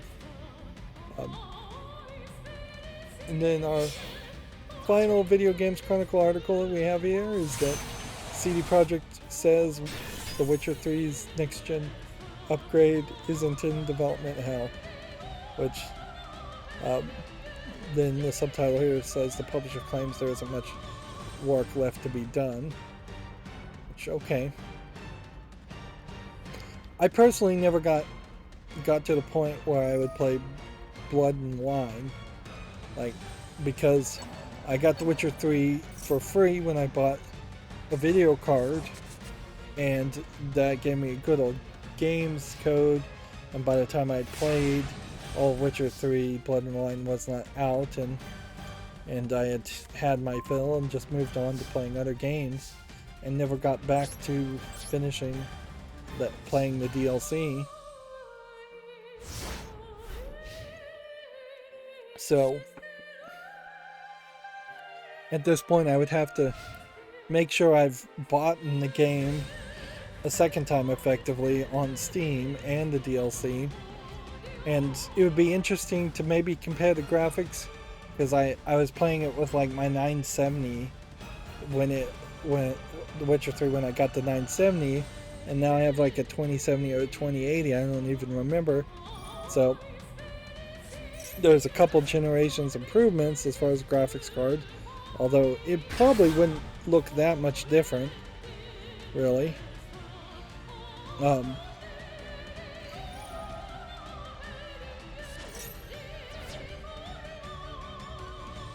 Let's go through some of these games on Steam. 40 Thieves Solitaire Collection is too simplistic, so we can say no to that. EZ2 on Reboot R looks like it's a rhythm game, so not really my style of rhythm game. Also really expensive at $38.24. English, Japanese, Korean. If this is really a Korean or Japanese game, it kind of looks like one of those mobile games, even though even worse, where it tries to make it out like it's a major experience while you're playing the rhythm sequence, and it's showing you like really great music videos while you're playing. That there is potentially an argument here that this mechanic, as far as a rhythm game, may be a little bit simpler than some of the other mobile music games I've seen, where you sometimes have to click on things and then slide and drag and swipe, and here this is much more like a Guitar Hero type experience. But yeah, visually that does not look polished.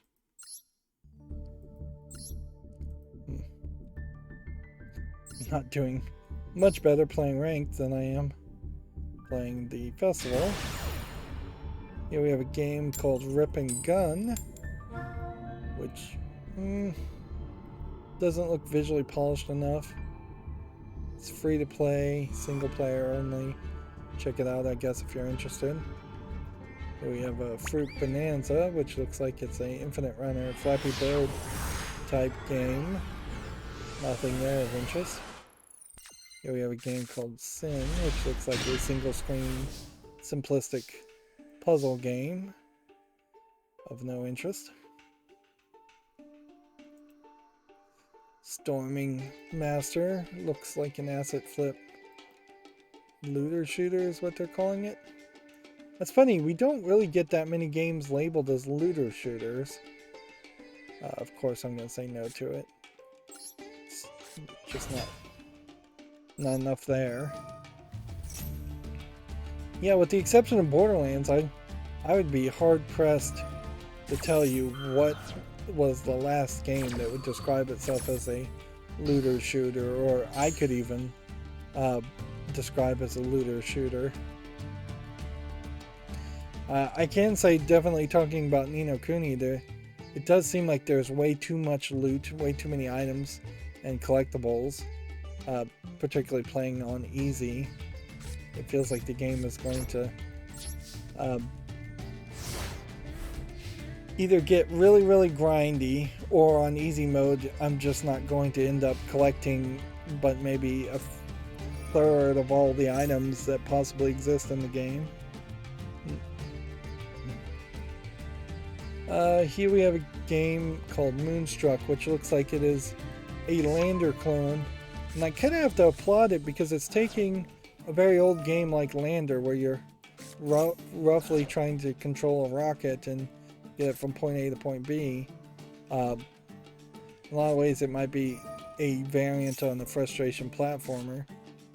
But it does feel like it is added a lot of elements of gameplay that you normally wouldn't have seen in the original Lander game, which was a very simplistic game and a very old game. That being said, I don't think that's a good gameplay mechanic. This is English and it's free, so check it out if you're interested. Yeah. I think the reason why we didn't see a lot of Lander clones is because Lander was just a frustrating experiment of a game that never caught on that much. A lot of those old PC games sticked around a lot longer than they should have, just because there wasn't that many games coming out. Here we have something called Elevated, which is apparently an 8 versus 1 asymmetric game. $5.34, 39 cents, English and Turkish. Here we have a game called Run the World in Between, which looks like it is a frustration platformer like a Super Meat Boy clone, which is definitely not my style of game. $8.99, bunch of languages. I do think Super Meat Boy was a good game, but I failed miserably trying to play it. Did not get anywhere with it. It was just too frustrating. That was the wrong card to do.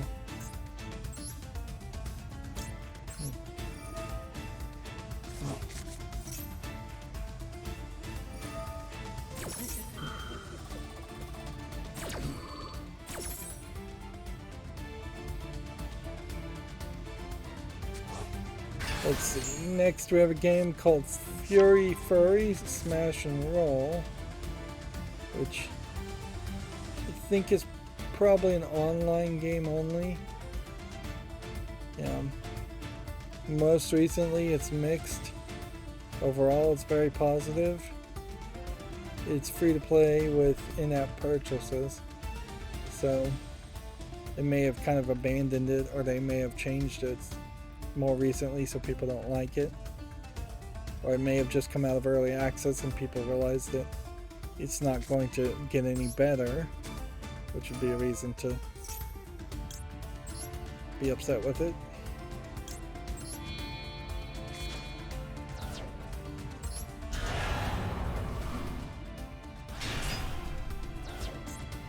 Alright, let's see if this works.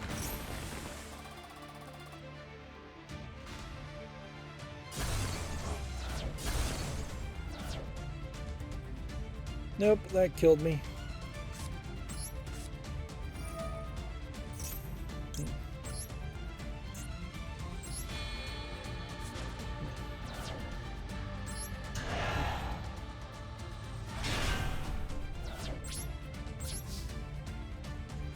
Let's see, next we have a game on Steam called Reversely, which looks like it's just Reverso with way too much animation for Reversey.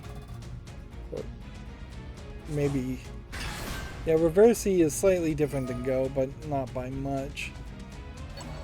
Online PvP only, $2.54, English and Japanese. This might be a real-time twist on it, that you can play multiple moves in a row if you move fast enough, which might change things a little bit as an idea, but as a base concept of a game, I don't think Reversi is that good. So making a slight change is not enough. Here we have a text-based game, which we can obviously dismiss. English only $3.95. Here we have a side-scrolling beat-em-up called Pop Slinger. All of these screenshots look very blurry. Yeah, I don't know what the deal, if this is an art style or if they just took all the screenshots and then added a blur effect over them. I'm gonna give this a follow, but at $14.99 English, allegedly full audio. I don't know if there's quite enough here to catch my attention. Also, I suppose if Steam is not going to let me follow it, Steam just decided to sign me out, I believe. Well, that's going to cause problems. Here we have a Konami game called Crime Site, which is tagged as a player versus player social deduction logic game.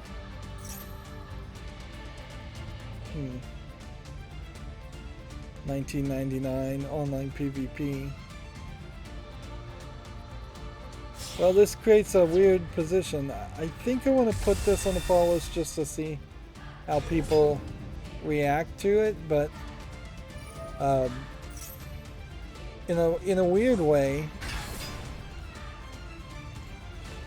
this might be Japanese companies, Konami in particular, breaking into the idea of social deduction games and Among Us as a potential style of game that they may be a little late to the party trying to clone, but Among Us is very popular. I know it's very popular in Japan, so I could see Konami not knowing really what to do with itself, saying let's make an Among Us clone and let's make it a little bit Japanese, a little bit more anime.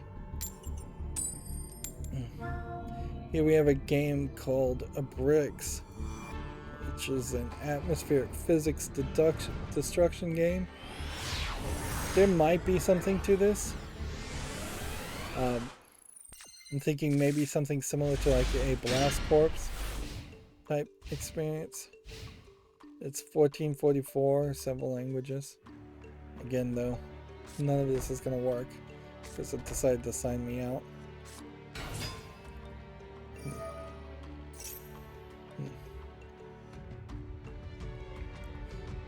Next we have a game on Steam called Sisters_Possession 1, which looks like some very ugly Chinese port. It's free English and Japanese. So we can easily say no to that one. Here we have a game called Lula's Temple, which looks like it's maybe a little too dark screenshot for me, plus its color palette doesn't look particularly great. Feels kind of like an attempt at making something that feels like a Game Boy game. Very zoomed in. Yeah. Really no visual appeal there. $4.49. English, Norwegian, German, and Polish is an interesting combination of languages.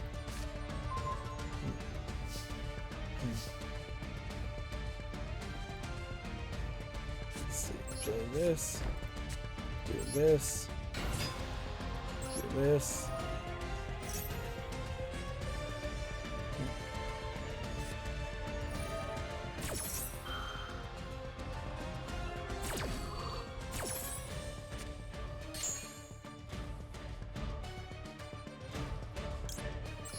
That.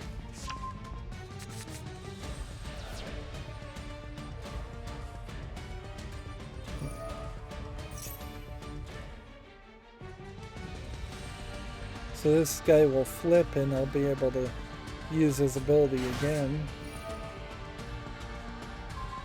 Here we have a game called Demon Turf Neon Splash, which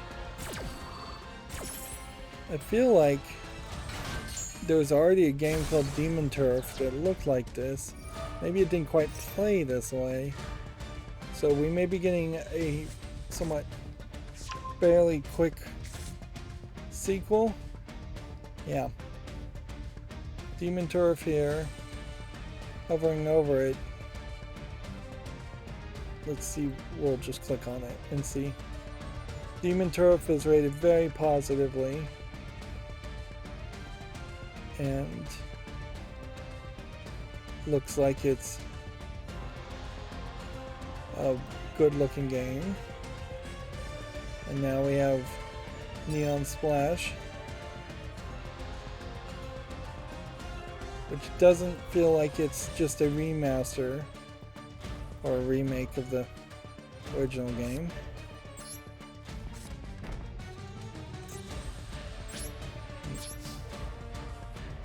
So I'll definitely put that on the follow list. Painting VR. This looks like you can actually paint in VR, where the few other types of games in VR like this that I've even seen, I'm not sure I've even seen a single one that's been focused around painting. The ones I've seen before, though, have not been that good. But this looks like fairly reasonable that you could paint. Now, there is a real question to ask here. Do you need a $650 VR headset, a $1,000 computer, and then a $20 software to paint? Or could you just paint in the real world?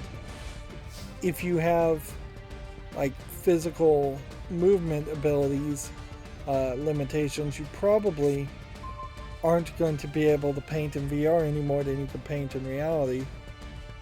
It may very well be the case that painting in VR does not make much sense compared to, say, using Photoshop in a tablet and having pressure-sensitive like Wacom tablets to input your brush strokes. And even that, doing that digitally with Photoshop only makes sense if you are very well in the world of doing digital art and know how to do layers and use all the tricks,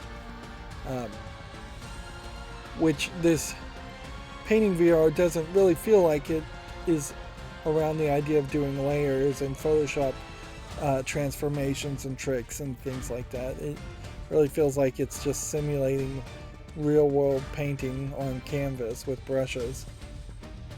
But I'll give this a follow anyways. Next we have a game on Steam here called Reef Rivals, if I can read correctly. Yeah, this looks like this is a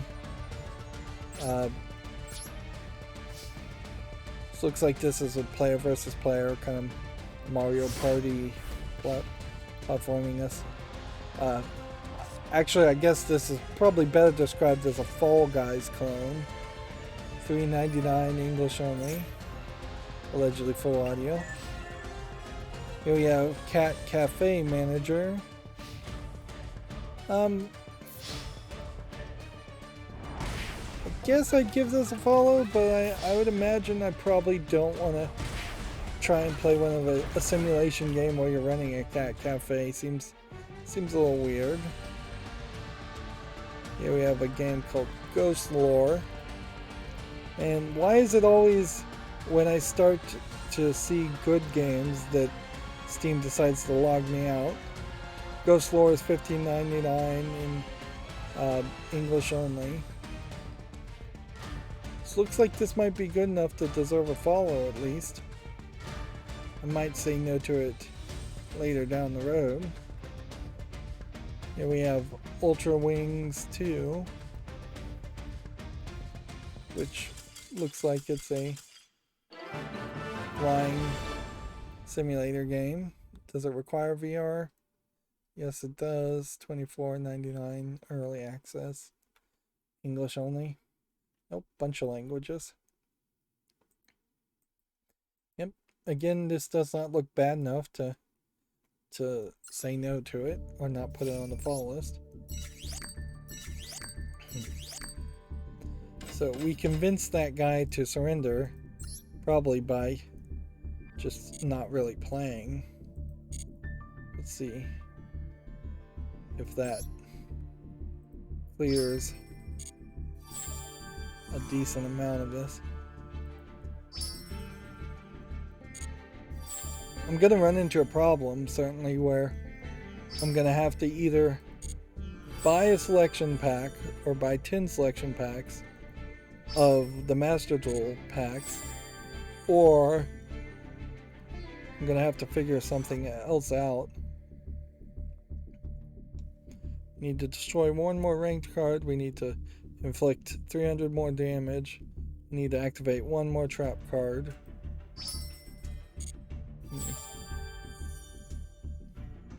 We need to declare an attack 4 more times. And this dual mode one I'll just ignore.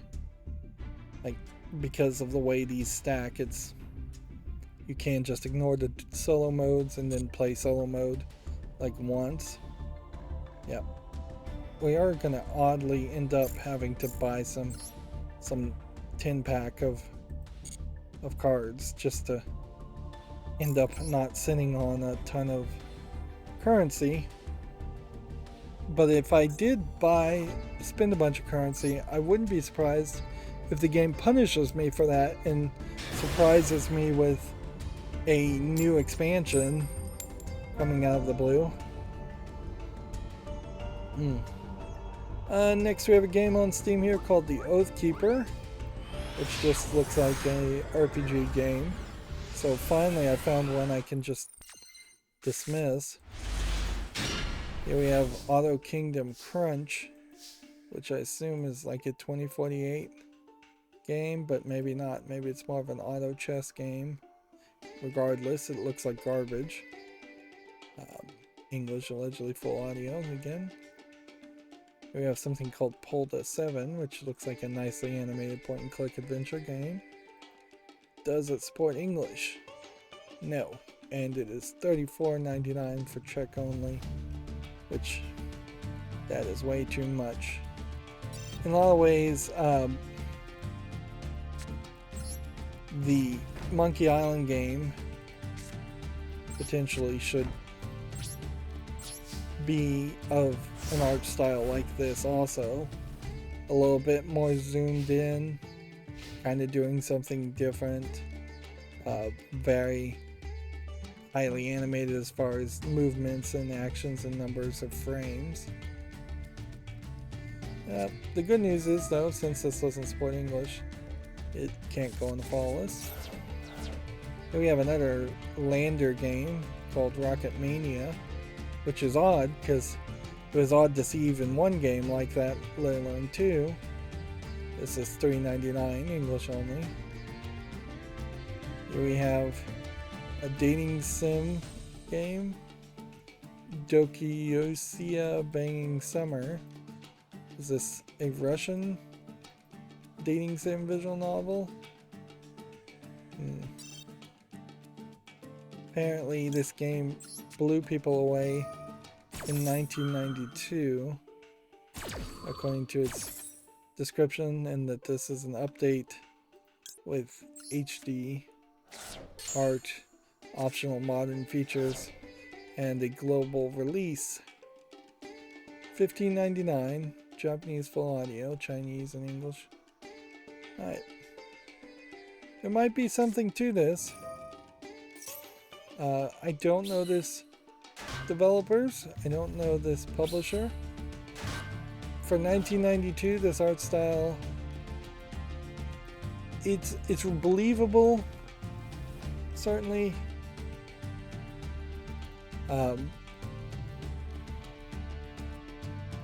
It certainly is an interesting idea too, to potentially have a HD remake of a visual novel with whatever modern features they're talking about, because certainly there probably is at least 100 rather decent visual novels from the past that would be a nightmare to actually go through.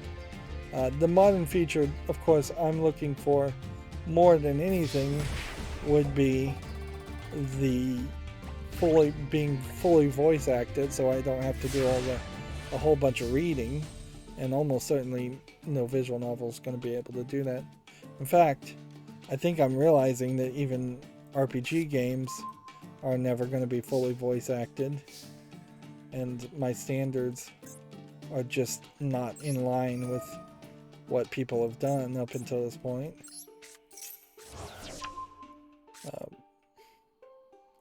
Regardless of my own desires.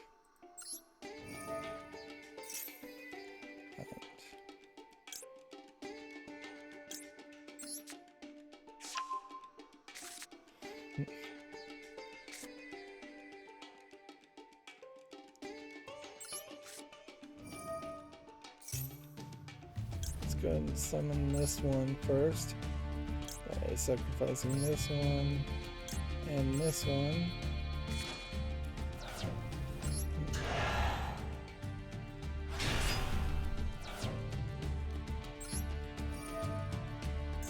I don't know if that really needed to be activated, considering we're activating this trap also.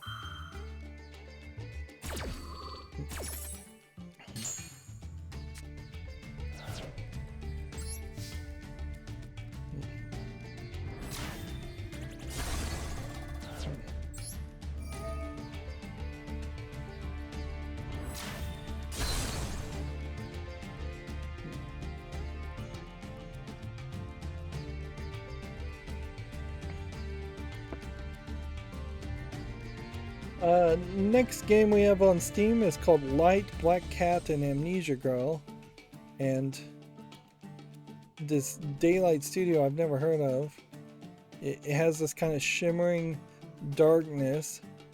And then you have this fairly small cat with a very small girl character. And they're wandering around solving puzzles and kind of trying to escape.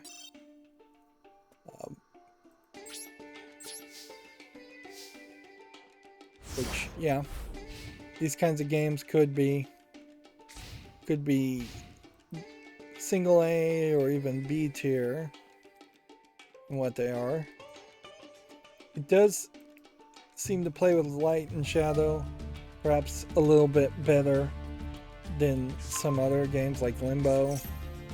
It probably isn't too far of a clone from something like Little Nightmares. It's tagged as an early access horror game, $9.99 English, Japanese, and Chinese. Might be a Chinese game. As far as this developer, they don't have anything else to show for them. Next we have a Chinese mobile port, obviously, so we can say no to that very quickly since it doesn't support English. And then we have a game called Zoo Tales, which looks like a garbage Chinese game, which we can again dismiss. And then a third not translated Chinese game we can dismiss. This is working out fairly well. Let's jump back to some of the Gemetsu articles. Couch co-op spaceship recovery game Fueled Up has been announced for PS4, Xbox One, and PC. I think we had already talked about that.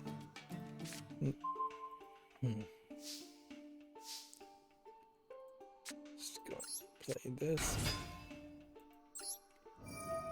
Go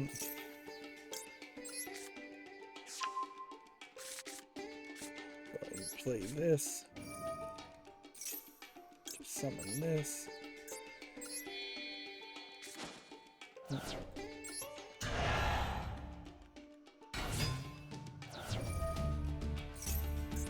Destroy that.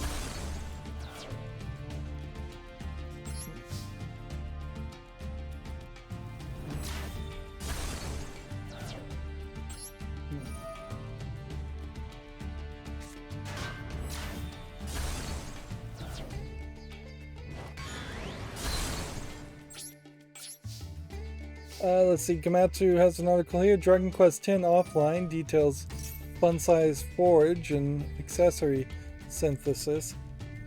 Yep. Just looking at this does probably highlight that Ni no Kuni is slightly better than trying to play Dragon Quest offline. I don't know if it's actually better than playing just Dragon Quest X in general, the actual Dragon Quest game. Because I think this offline is kind of a mobile port of the general idea of Dragon Quest. But you can just see there's a ton of text and a ton of screens that you're going to have to work through. Although, it might have been more relevant for me to just play the most recent Dragon Quest game instead of trying to play Ni no Kuni 1. I think in part that the length and the amount of grind in Dragon Quest games are still severely limiting a Western appeal for the Dragon Quest series. Let's see, Taisho X Alice All-in-One for Switch is coming to the West on April 14th, which I assume this is a visual novel. Yes, it's a Otome young maiden visual novel. Speaking of the Switch, apparently there was we talked about on Wednesday that there was basically a game that claimed to have nudity, and I think actually does have nudity in it, on the front page of the Switch eShop, and I was not really too concerned about that. If anything, I was happy to see a lack of censorship. Well, at some point there was one game that was censored on the Switch, or was censored before it was released on the Switch, perhaps at the desire of the content creators. Like we haven't been getting a consistent narrative for sure that implies that Nintendo's demanding any kind of censorship, but also I guess we haven't been seeing a ton of adult games with nudity on the Switch eShop either. I wouldn't be surprised if a lot of it would boil down to the art style in particular. If you're showing a 90s anime style where all the characters look like they're in their mid-30s, versus a more modern moe art style where all the characters barely look human at all and look like they might be 16 years old or younger, that might be what people would complain about more.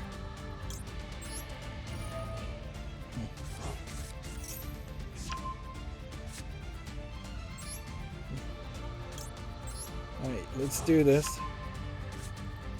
Let's see if this can turn things around so that I can win.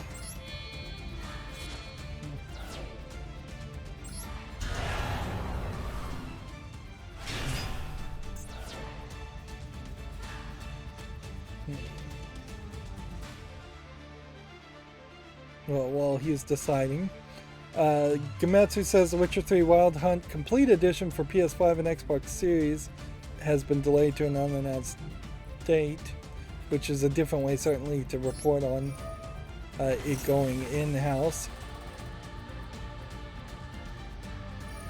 Yeah, the in-house development team will conduct the remaining work.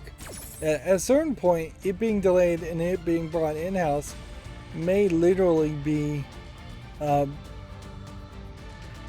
indication that they either ran out of money and couldn't afford the out-of-house developer, or they were unhappy with what the out-of-house developer was doing.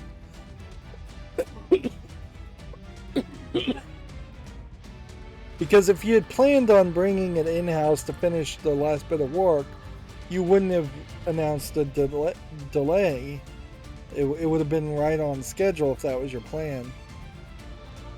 I wouldn't be surprised if even the out-of-house developer just didn't want to finish the project. They weren't getting paid enough, or some other conflict occurred. Alright, well, I've lost here.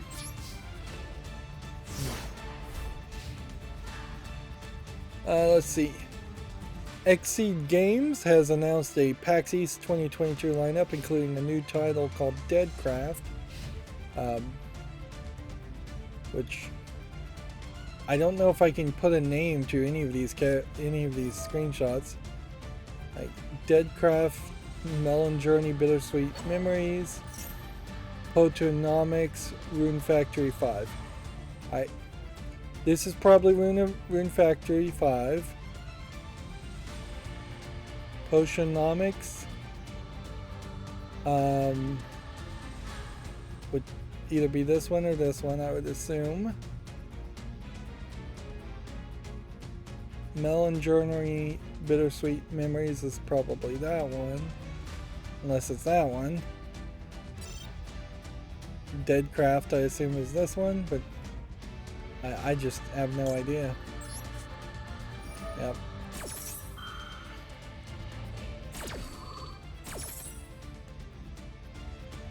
Alright.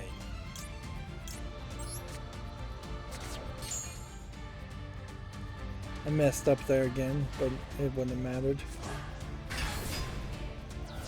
Let's see. Scarlet Nexus shipments and digital sales have topped 1 million, and the player count has topped 2 million. So, for every one player, there's somebody else that's playing for free. Is this a free to start RPG, or is the level of piracy on this game insanely high?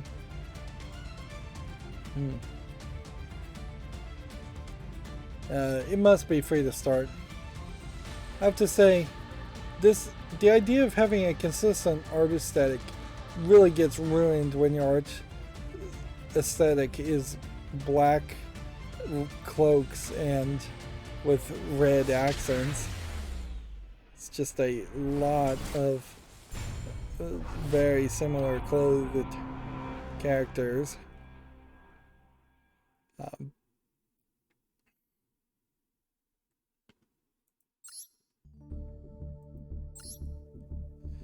I suppose there is a way that shipments and digital sales could top 1 million and you could have 2 million player counts by just assuming that nearly everybody who originally bought Scarlet Nexus traded in their copy and somebody else bought it used. That wouldn't be good numbers either, though. Moving on, Gamatsu says Goda Protectors, or Goda Protectors, Card of Darkness is now available in the West. Looks kind of like this is a golf game, if I was to guess, but I don't know. Definitely looks like a very pixely 90s style game as we look at the blurred. Yeah, it looks to me like it's actually a tower defense game with just pixely animations, trying to be nostalgic of old NES style pixel art. Yep, they're calling it an action game. So, Cart of Darkness as a subtitle is because there's somebody in a cart that you have to protect, I think. Next, Grim Grimoire once more, debut trailer details and screenshots. Let's see. Let's play while that trailer is playing. I really shouldn't even bother showing off trailers if it's on YouTube because I've had it set up to blur.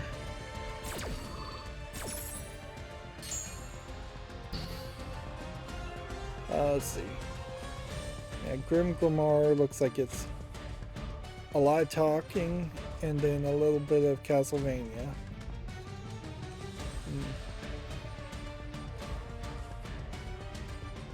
There's definitely something about this art style in this character I don't like. It's probably too much hair, too busy of a big wizard's hat, too much ruffles, too much bustier, too much underdress, and then underskirt, and then leggings and booty. It just seems very visually busy, and that's before you even get to the stuff on the edges.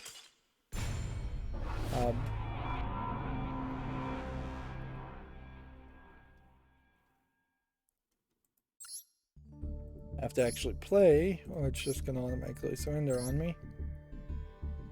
This screenshot's a little bit better if everything's stuck in more of the soft art style. I might enjoy it a little bit more. That being said, there's still just a lot of black and a lot of overly complicated fashion.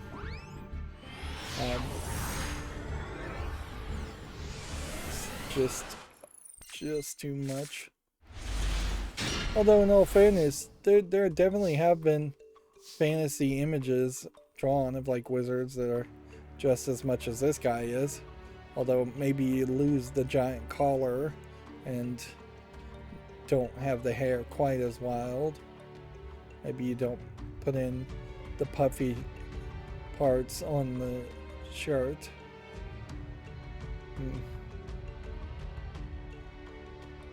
Yep, definitely seems like there's several characters you're going to be dealing with. This may be less of a Metroidvania and actually more of a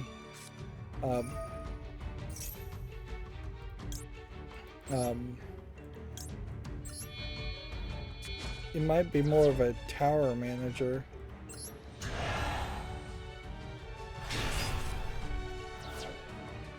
I should have played this first, but whatever.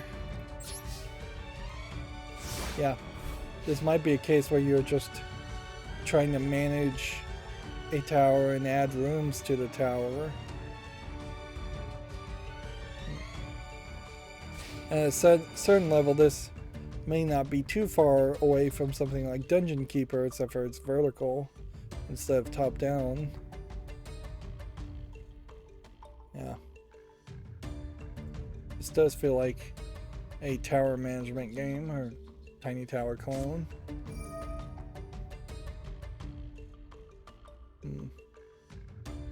Which maybe that's why this art style is not particularly well polished, in the sense that you won't really see it that much.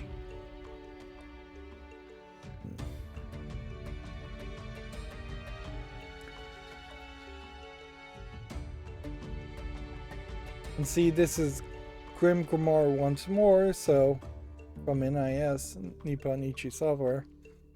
So it might be more of a case of it's a remake of an old game, and that's why it looks a little rough and has a gameplay mechanic that you really wouldn't expect to see in modern times. Moving on, Gametsu says Komajo, I didn't pronounce that right, Ramelia Scarlet Symphony launches July 28th, physically and digitally in Japan for the PC and Switch. Yep. This is another different art style, but it definitely feels like a more modern style of art style. So is this a horror Castlevania clone? It kind of feels like it.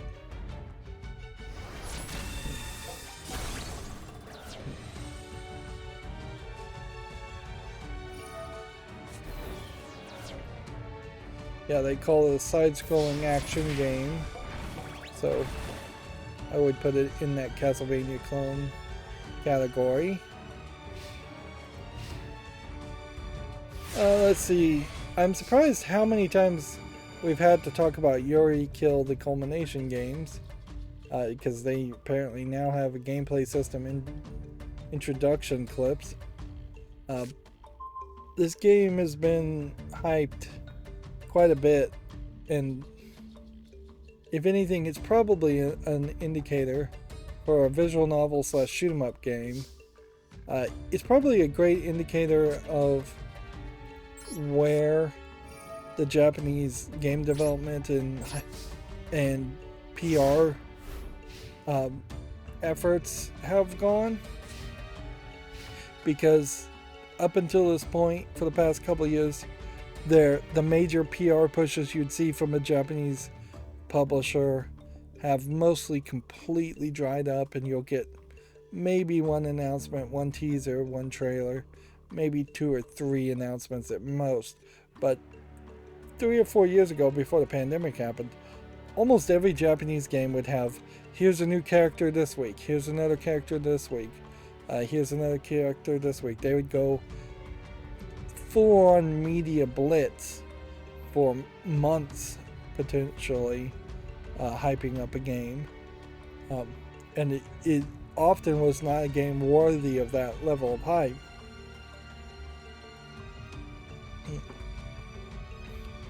That might also mean that there's perhaps less enthusiasm being generated, or there was just actually less enthusiasm than the PR machines thought in the first place as far as the Japanese audience.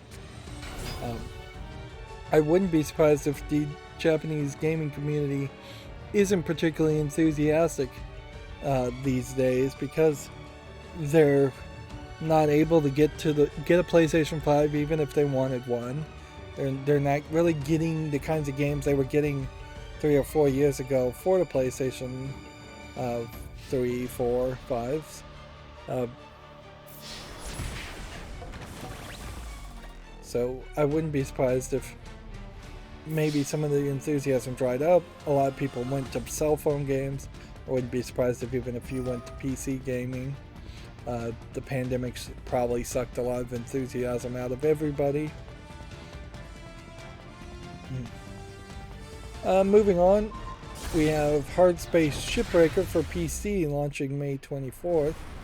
I think this game has been in early access until this point. It's not a game I think I really want to play, though. I may very well have this on my follow list, but I've had enough time away from it, and I know that there isn't a major amount of people talking about it now, where there was a little bit of hype around it and talk around it when it was in early access originally.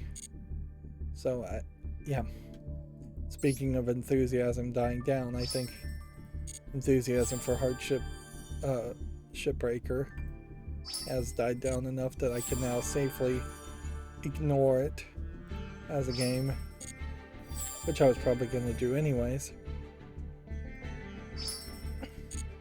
Alright, that got all of the ranked things done, which means back to playing the festival.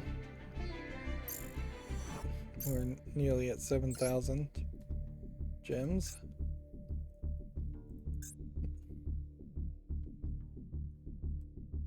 Let's see.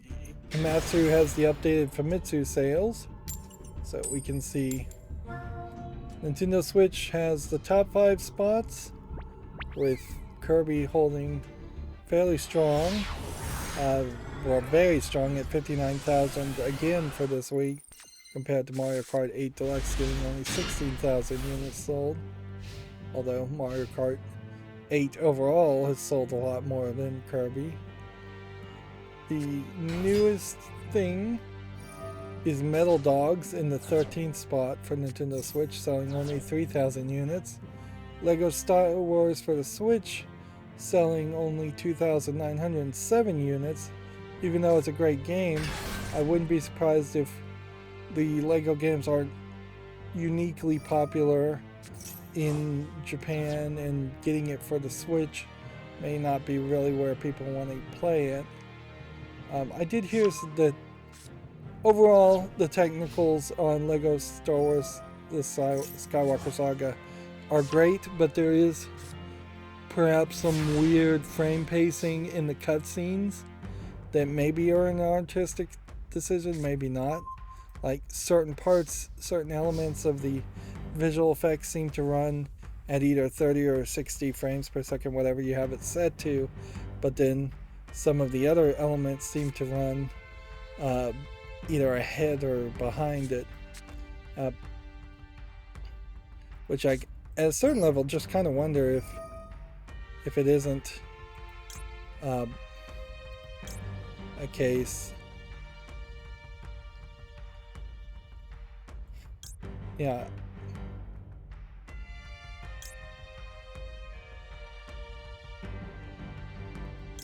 I wonder if it isn't really a case that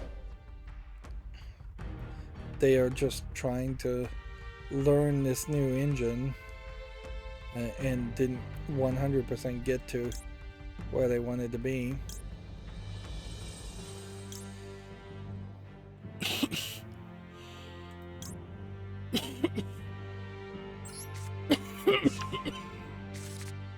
I'm wearing out my voice and it's been 3 hours already. I'm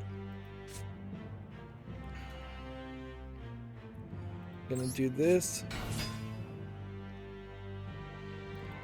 I'm going to special summon this. I'm gonna activate that.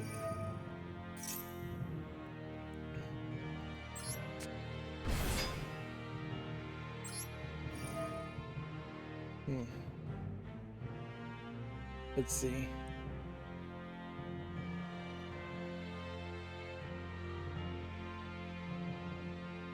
$600 attack until the end of the turn.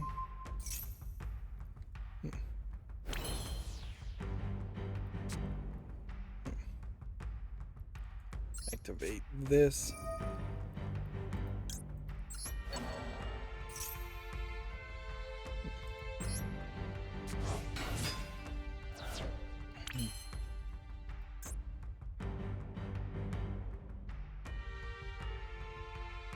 Okay. Now what can I summon? 2,500, 3,000, 2,500. Let's just go with the 3,000. That one and that one. Face up.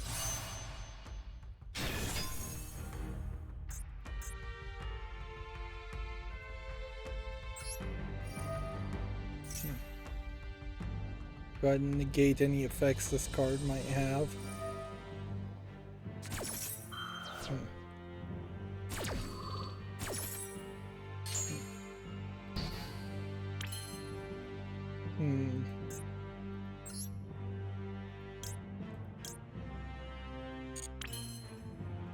Let's go ahead and try our battle phase and see how this works.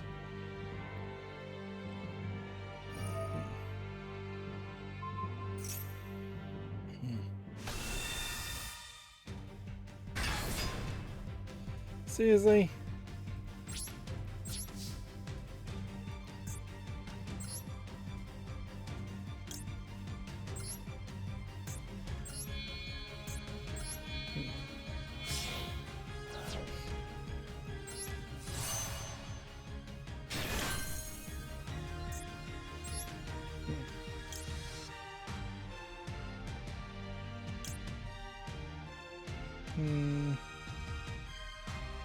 We'll wait till next turn.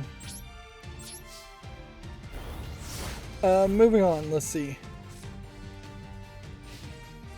I question where the other Lego Star Wars game, if it is it just not making it in the top 30. Metal Dogs for PS4 is in 25th spot.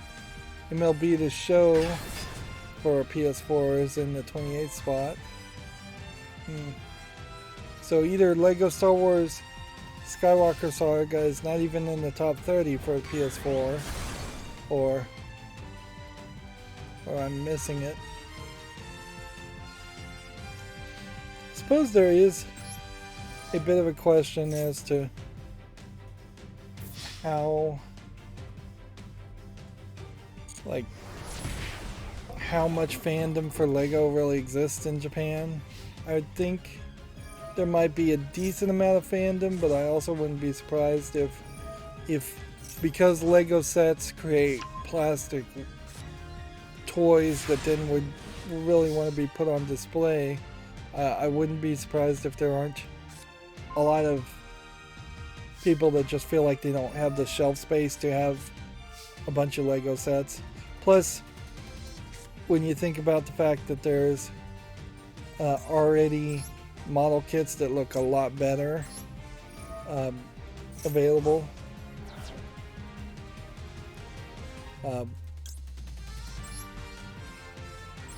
Like model kits may eat very well into the enthusiasm of Lego,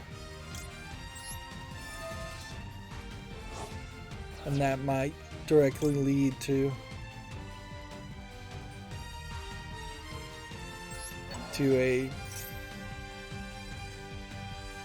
lack of interest in the digital Lego based game. Yeah, the other thing they said about the Lego Star Wars Skywalker Saga is that it definitely feels like some of the models and some of the work was copied over from the previous Lego games, because there still are some kind of flat looking textures here and there. I wouldn't be surprised if 90% of all of the modeling was somewhat new, and there's still an occasional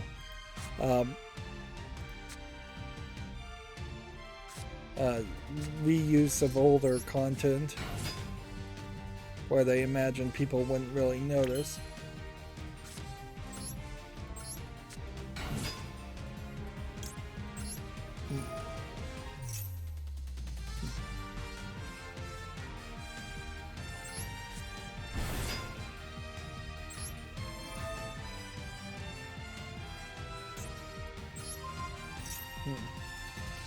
Yeah, clearly this strategy works pretty good.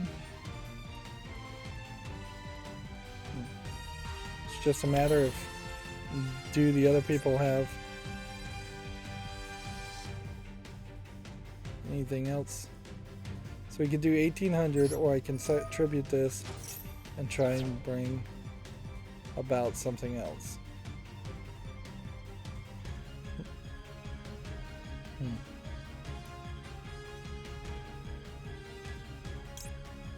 Let's see what this one would do.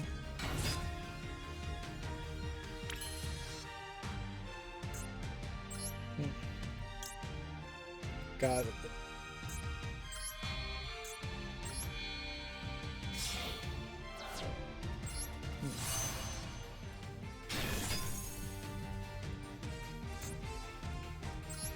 Yeah, let's just try that.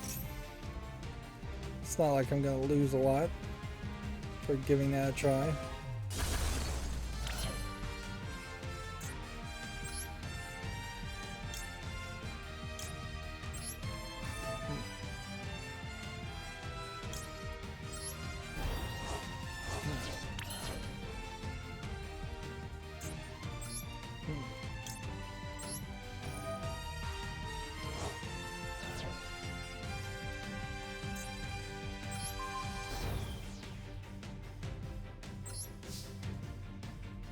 Oh.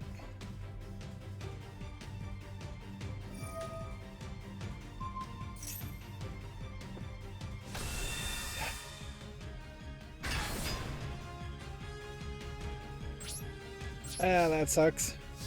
Moving on with the news. Wired Production is going to publish a hack and slash action game called Gory Cuddly Carnage. Here you can see a bloody head being severed from a unicorn. Choose a level for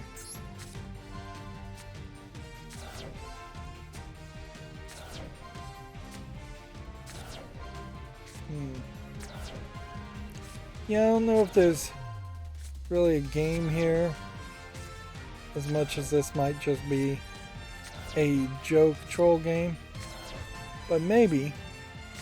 Kind of feels like this might be an attempt at doing something like a Jet Set Radio experience with just a lot more horrific and bloody elements. It's the first trailer I've ever seen with a QR code, by the way. It would be funny if QR codes do start to see major adoption more than they already have, and it's just taken 10 plus years for it to happen. Moving on, Komatsu says a game called Eternal Threads is for the PS4, Xbox One, and PC. Launches May 19th. which says it's an alter the past to save the future puzzle PC game. Yeah, I don't know if this trailer is going to show us anything of actual gameplay, though. Yeah, I think that's probably just a teaser trailer. Definitely not moving fast up these ranks.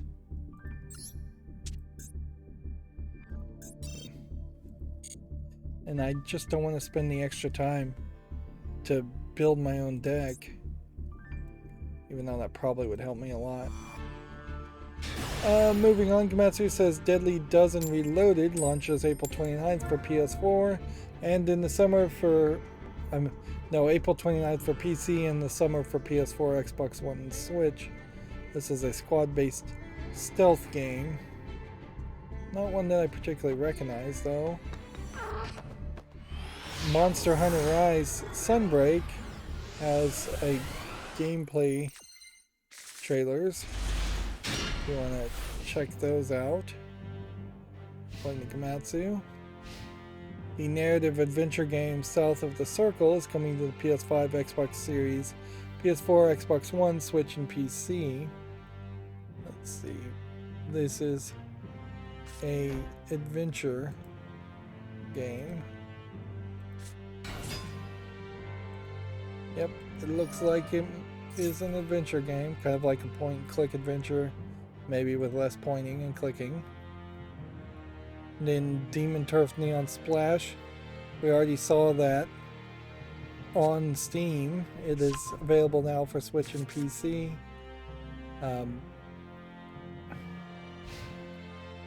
So we don't really need to talk about it again. The Great Ace Attorney Chronicles sales have topped 500,000. This is after 8 months of it being out. I don't know if this is out in the West, though. And the Great Ace Attorney Chronicles, kind of doing the Ace Attorney character that's set in the past, not so much focusing on the Ace Attorney that was originally in the first games. Okay.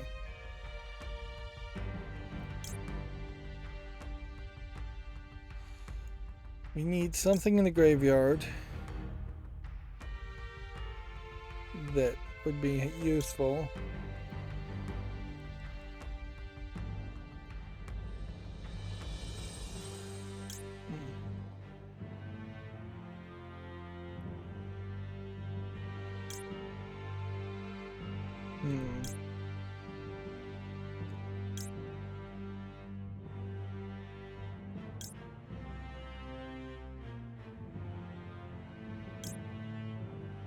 Okay. Seemingly this is the only one you should send to the graveyard.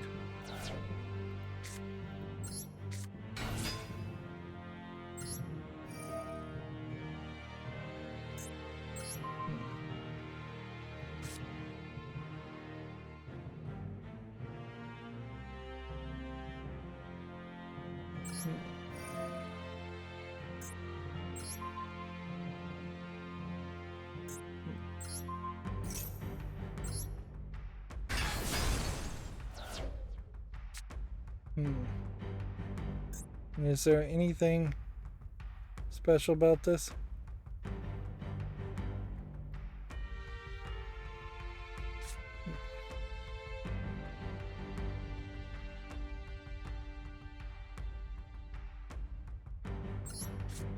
I mean, you might as well just banish this card.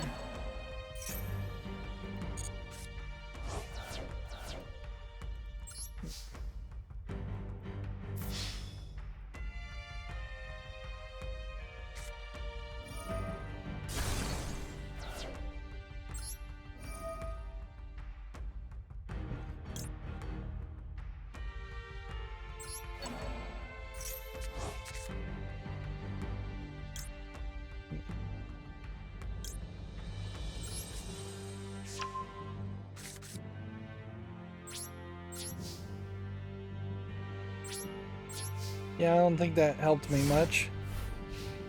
Let's see. Komatsu says the Centennial Case a Shijima Story main theme trailer is now available. I believe this is a full motion video adventure game.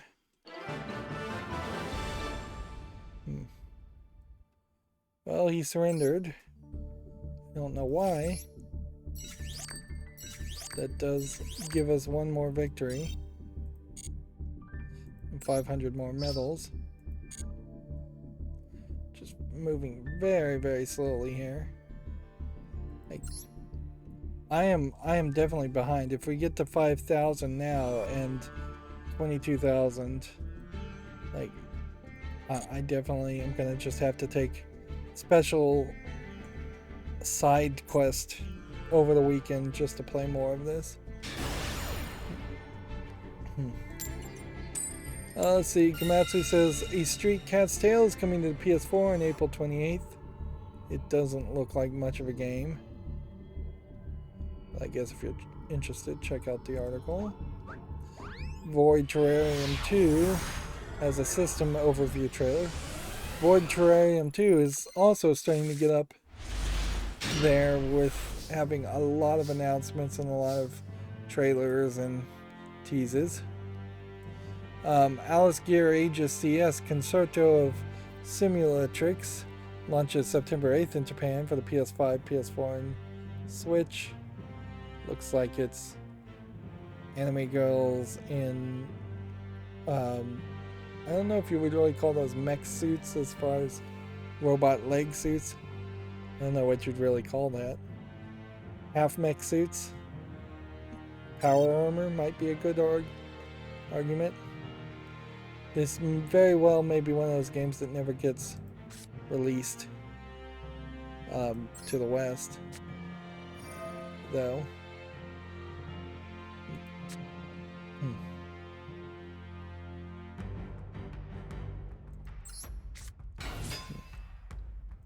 Let's see.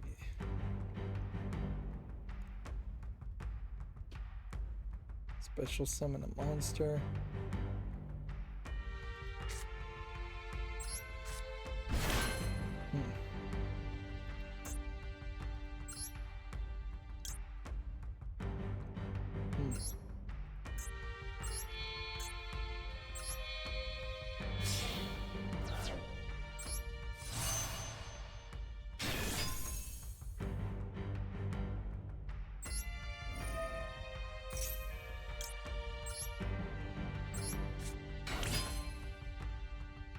What can we summon now? 3,000? Sure.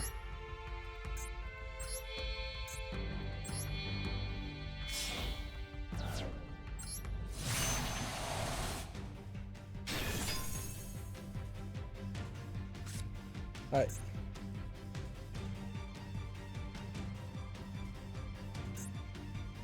Once per turn, you can target one card on the field, destroy it. Don't need to do that at the moment. Yeah, one of the indicators potentially that this game wouldn't come to the West is that it looks fairly rough, but certainly you can see also there's quite a bit of like more fetish outfits here. A two-piece bikini, a school outfit, tube tops, lots of stomach showing, lots of skin showing. Apparently this series is already big enough that it's got action figurines, although they are fairly cheap posable action figures. Like the ability to pose an action figure almost always makes the action figure look way worse, in that there's seams all around the wrists and the knees and the joints that are fairly obvious.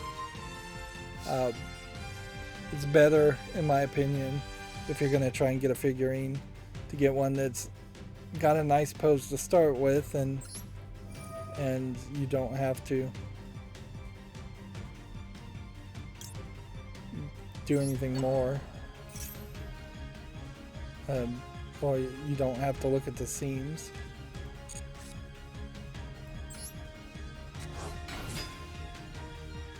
Seriously, what did I just do? I just messed up royally. It's not very common even in Japanese limited edition releases to get figurines. So here you can see a whole bunch of stickers being included. Yeah, this really is an example of one of these games that probably wouldn't be good enough to come to the West, and I think I'd kind of have a hard time justifying playing it for a very long time when you have better options like Senran Kagura, which when you're saying Senran Kagura is your better options, that's probably kind of amazing in itself.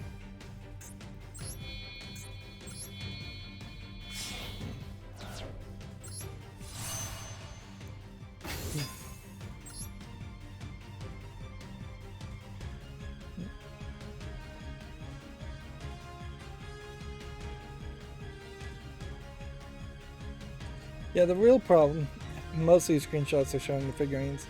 The real problem with this is that this probably is just an action RPG. Let's see.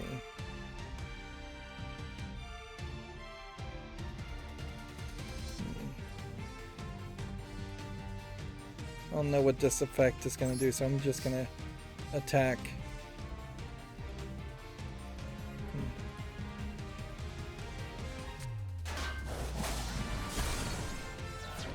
And then our final Gamatsu article for today, I hope, since we're 3 hours and 17 minutes into this, says Light Fairy Tail Episode 1 is coming to the Switch on April 28th. This looks like another JRPG. It kind of feels like it's all over the place in the art styles, too. Because you have these little chibi characters. It seemed like that's what you're mostly dealing with. Let's go ahead and end. But then there's different face art for the conversations.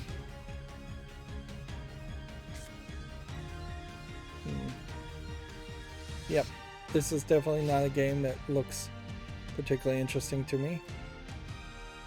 Alright, let's now go to where we were as far as the remaining games on Steam. Here we have one called Tetris Flower Garden, which visually is too confusing with the green background and green pieces, so I'd have to say no to that. I'd say no to it anyways. $14.99 English only. That's really, really expensive. Here we have a game called Evil Reap, which looks like it's a Quake clone shooter. There might actually be something to this idea, but in actual gameplay, watching that trailer, I lost interest. It's a shame. I was almost going to put this on the follow list, and then I started seeing it in motion and lost interest in playing the game. Early access, $17.99 English only. Might as well activate things.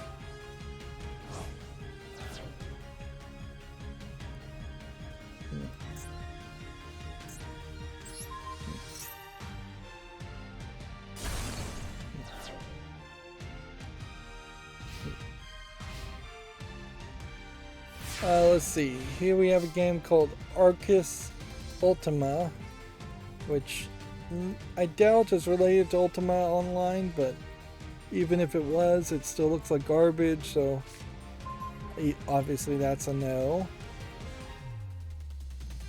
Here we have a game called Fire Team, which just looks like a generic player versus player shooter game. So obviously that's no. Free to play, online PvP, no in-app transactions, oddly. Easter Extravaganza. We've seen maybe 2, maybe 3 Easter themed games so far, and Easter is happening in a couple of days, so that probably just highlights how Easter games don't really have a real demand.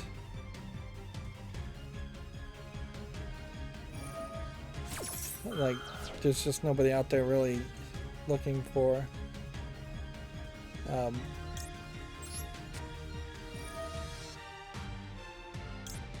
What if I did this? Could I counter the max C by banishing a card?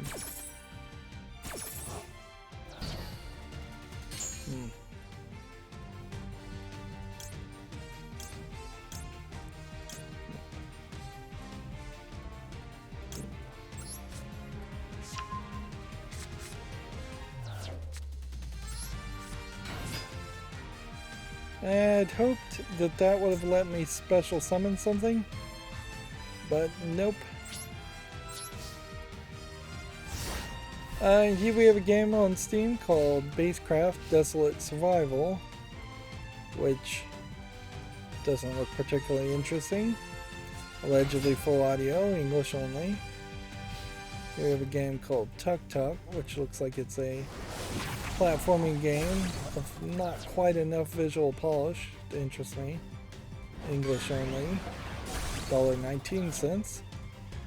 Here we have a side scroller or a top-down twin stick shooter called Lab Remnants that visually is not a little too pixely. The red, black, and white can work, but you have to be careful. $1.69. English only.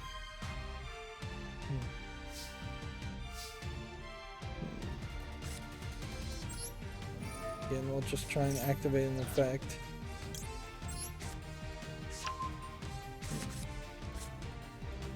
Yep, that didn't work.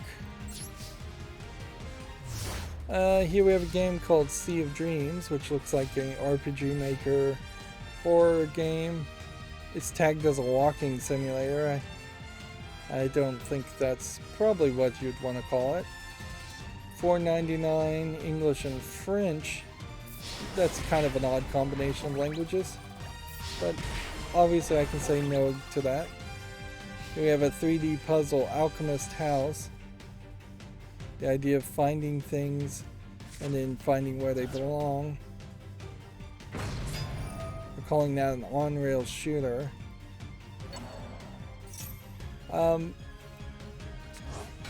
Maybe. I'm going to put this on the fall list as a maybe, but probably not. I probably would not decide to play a slight variant on a hidden object game. Here we have a game called The Hidden Ghost, which does not look visually polished at all. And every single screenshot is exactly the same. $4.49 English only. We have about 10 more tabs to look through. Tank Mechanic Simulator VR Prologue. I feel like this is almost certainly from Car Mechanic Simulator, which I feel like Car Mechanic Simulator wasn't particularly well received. English, allegedly full audio. This is a VR prologue. I guess the question to ask here is if I click on this developer, Car Mechanic 21 in detailing is 95% positive. Car detailing alone is 82% positive. Ridiculous to have two games ammo detailing bundle. Let's look at this one. Car detailing, Car Mechanic Simulator 2021. Oh, this is overwhelmingly positive. Well, let me double check to make sure that this is on my wish list, because that's really what I'd like, is a Car Mechanic Simulator game if I'm going to play anything. And then if I found this game particularly interesting, the more silly spin-off of a Tank Mechanic Simulator might play a role. I might consider getting that. But I wouldn't get the prologue, obviously. I'd get the full game when it comes out. Here we have a game called Fox Soldier, which looks like nothing Looks like it's just some asset flips. Some Chinese game, probably. $14.99 English only. Yeah, weird that there are Asian letters and it doesn't support an Asian language. As far as its publisher.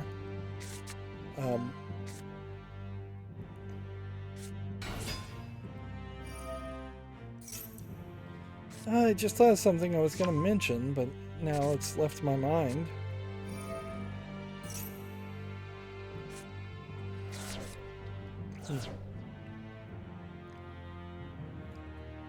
I imagine most tanks are barely maintained. And the procedures to maintain a tank for one country very possibly is completely different in a different country.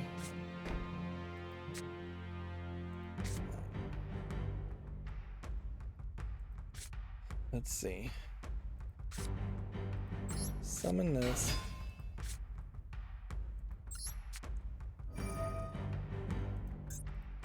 Do this. Activate effect. Give me this. That effect is awful. It probably works good in something, but I don't know what.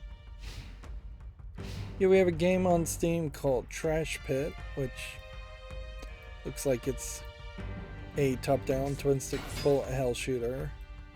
And visually, it's a mess. $3.99 English only.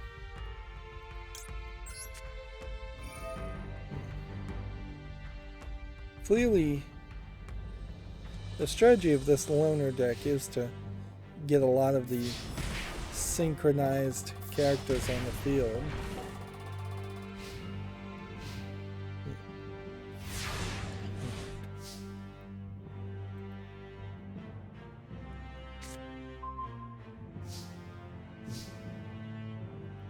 Let's see.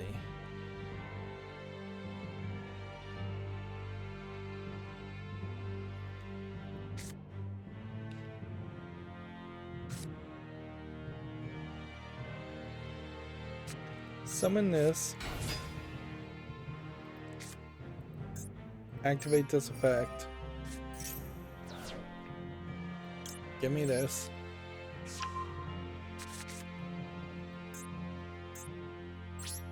I'm just playing awful. Here we have a game called Are You Rum, which if it was visually polished a little bit more I might be interested in it, but overall I don't think so. $6.29.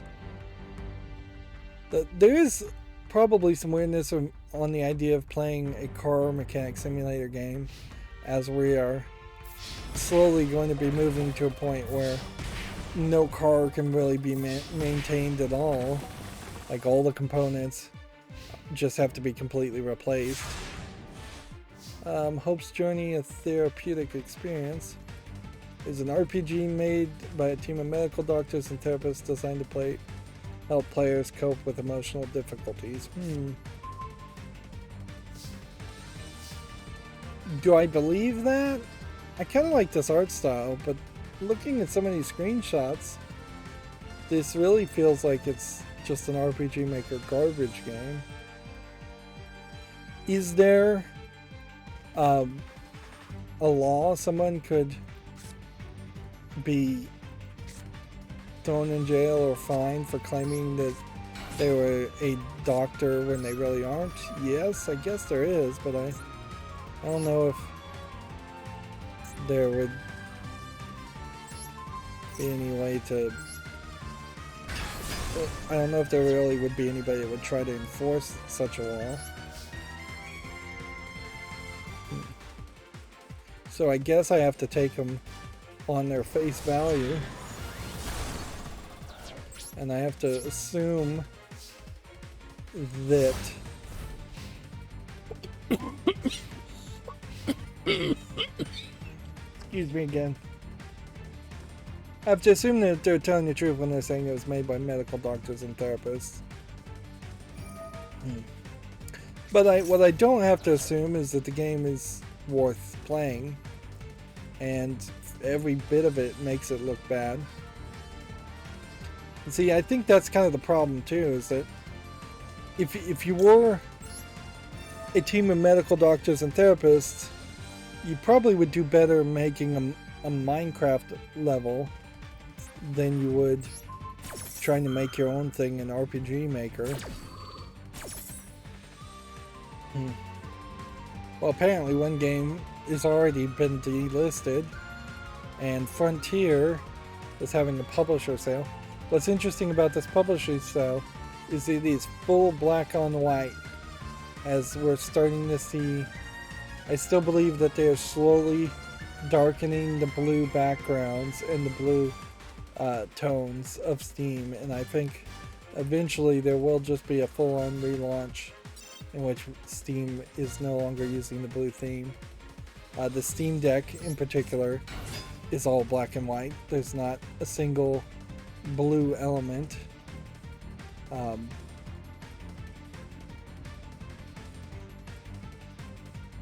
Yep. Lego Star Wars here is still very positive.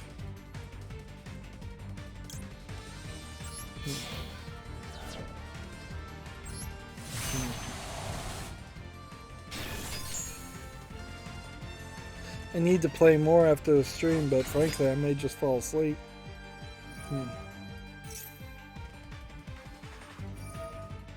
Let's see, we have a game on Steam here called Rob Riches, which looks like it's a platforming puzzle game. It looks visually polished enough to give it a chance, so I'll put it on the fall list. Actually, it's already on the fall list. This came out in 2021, which means that is fall list cleanup articles, and I guess the good news there is I don't think I can do anything with the fall list cleanup because I'm signed out. Yeah, I can't unfollow anything. So I could make decisions like for Rivers of Rain here, which came out in 2021, and try and remove them. Or I can just leave it. I think I'll just leave them, which unfairly means about 7 or 8. Unfairly, it does mean about 7 or 8 of the fall list games will be given another chance, but it kind of doesn't even matter. Like, eventually the fall list will get completely cleaned up, or eventually I'll go all the way through the fall list a second time, and then a third time, then a fourth time, and not removing something from the fall list also means you're not promoting anything from the fall list to the wish list. So it is both an advantage and a disadvantage. It just gives me more time. Yeah, let's see if this lets me destroy a card.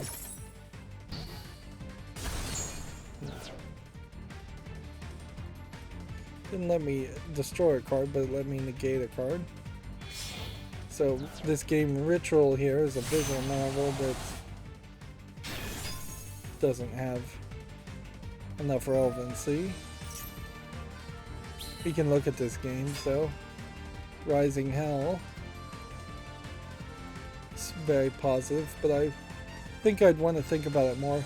Part of the problem too is I'm also just exhausted today, so today's not really a good day to be doing fall list cleanup anyways. Risen 2 Dark Waters from 2012 probably should be on the wish list. Rise of Malverse probably should leave the fall list because it's not visually polished enough. Rise of Humanity, I'd give it a little bit more time to that, but it's probably not going anywhere.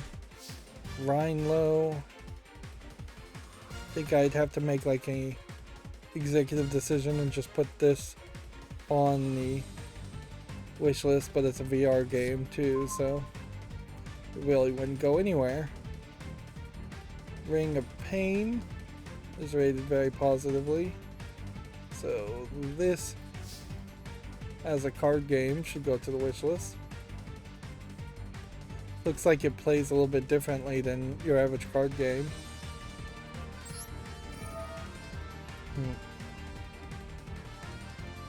And then Right Way here deserves a little bit more time. And then I was working on the GameDeveloper.com articles, so effectively the actual new news today I think stops after a couple of articles, but I may have some older articles from the 13th open, which we'll just work our way through those too.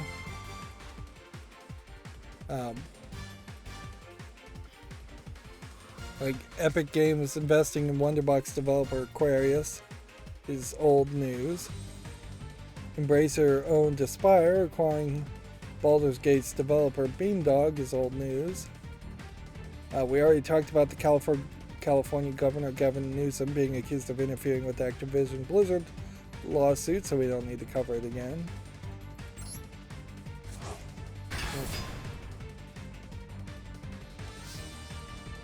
This guy does not want to give up.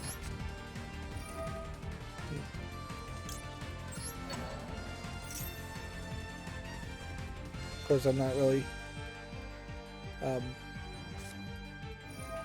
playing particularly well myself.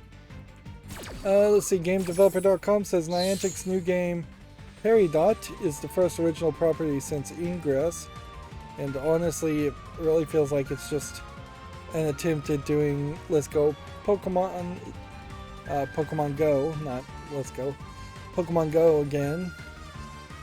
This time not having to pay the license fees to Game Freak and the Pokemon Company.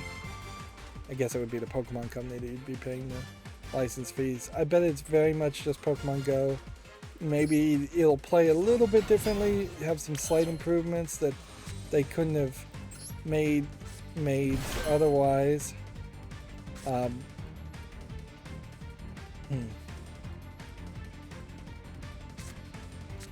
just summon this.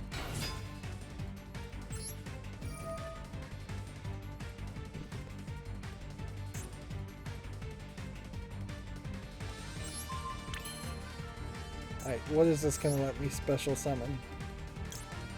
Like 30,000?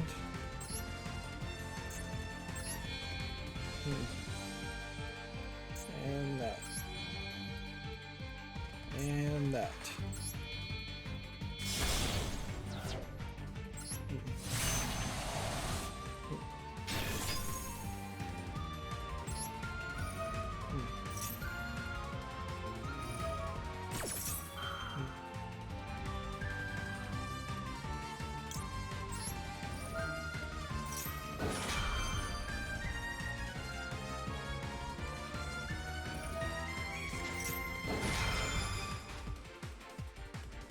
They're just doing everything to counter everybody, to counter everybody, to counter everybody, to counter everybody.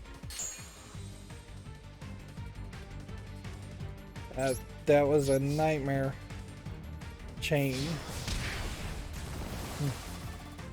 There really is a good reason though to potentially restart Pokemon Go from the beginning and just try not have to have the next generation of people who would want to play something like Pokemon Go really struggle to compete with people who have been playing it since day one.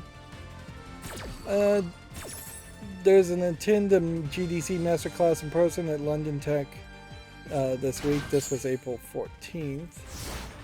Omida Analysis says console sales will remain crucial to cloud gaming growth, which okay. And then the CD Projekt's full year's 2021 financials were marred by slow Cyberpunk sales. So they're trying to make it a big thing that there were 18 plus million copies sold, but really that's not as big as a number as you need to.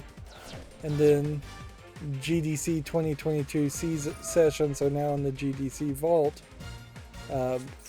which apparently they're doing a whole Disney Vault thing for GDC sessions, as if that's even something that the average person would even want. I'm not even sure it's something that a game developer particularly would want to pay for. Alright, and so that lets me just reload my Twitter feed while this will be our last game.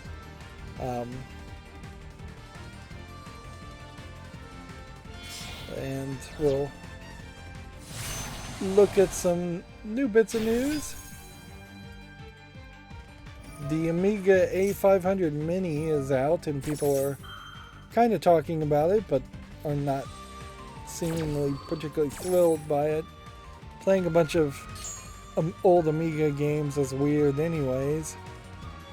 I think for most people who didn't have an Amiga when they were a kid, it's going to be totally out of the question.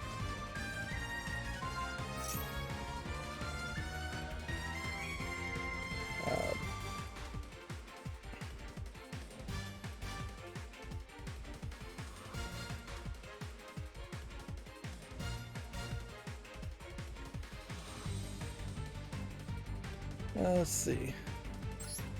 Destroy another card instead. No.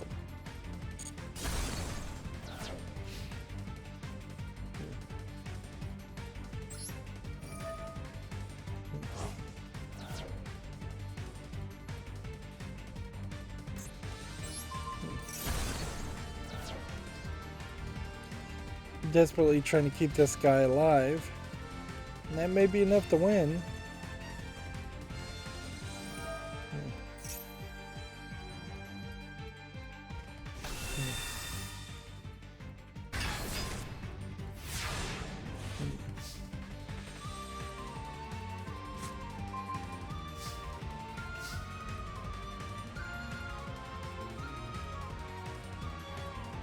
Alright.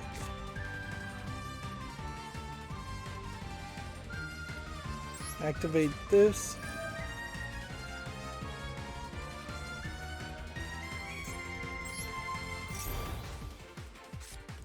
Summon this.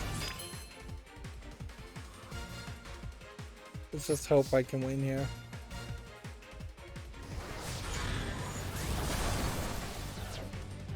Alright.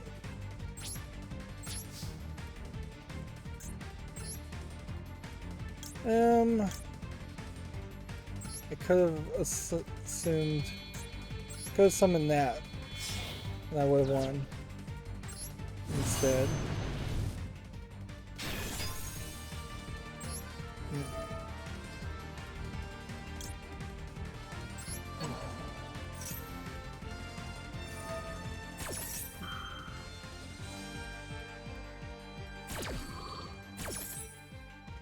Yeah, unless I have some crazy trick where I can gain 100 damage. Like if I could put this face down and then he attacked with that. That'd be about the only thing I could do.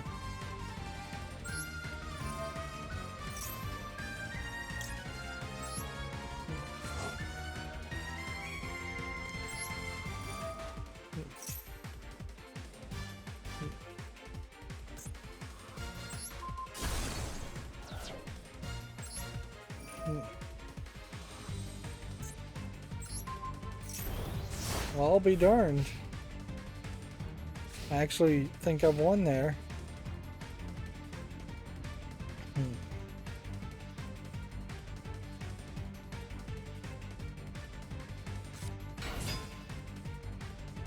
Still scrolling down my Twitter feed.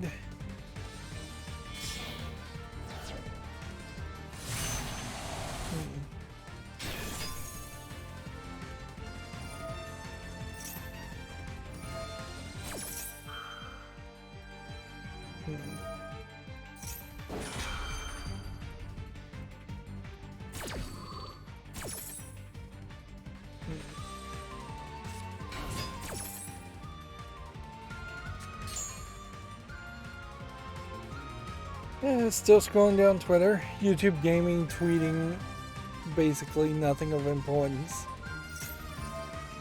Trying to encourage YouTube gamers to come to it. Yeah, I suppose I didn't really talk about how TikTok is the real competitor at the moment to YouTube. At least that's how YouTube sees it.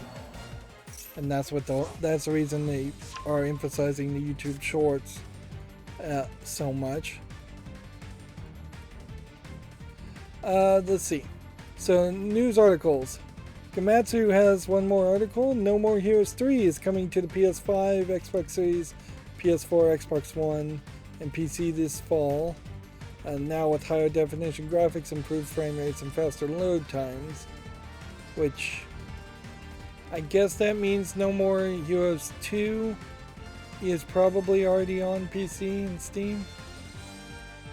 And I just don't even own it or don't know that.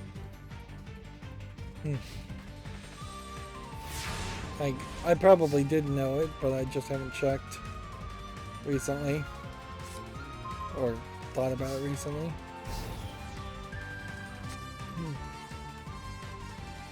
Alright.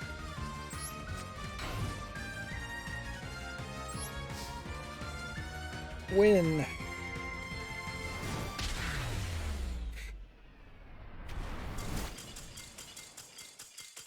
Take that victory. Whenever you can get it, take that victory. I almost played with strategy there, too. Almost.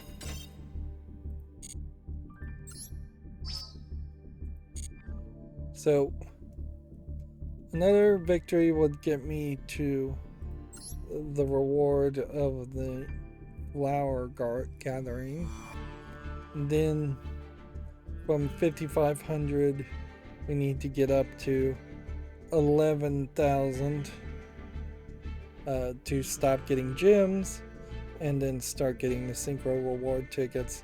And honestly, you have to pretty much get to 2, 4, 6, 8, 10, 1,600 before you'd have enough to buy a 10 pack of the synchro rewards, which is probably what you want to do.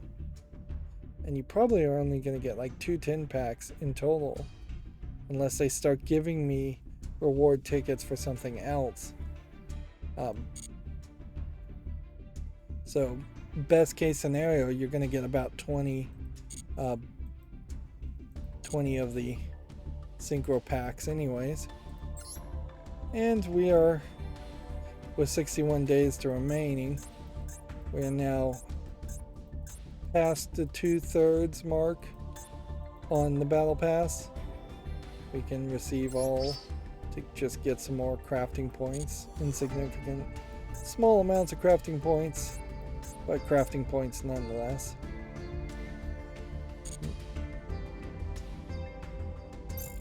There's still nothing else we can do as far as other things you could buy.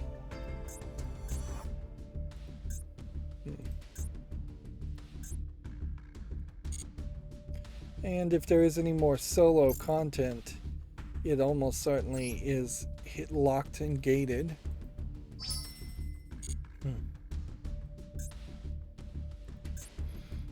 I guess we are...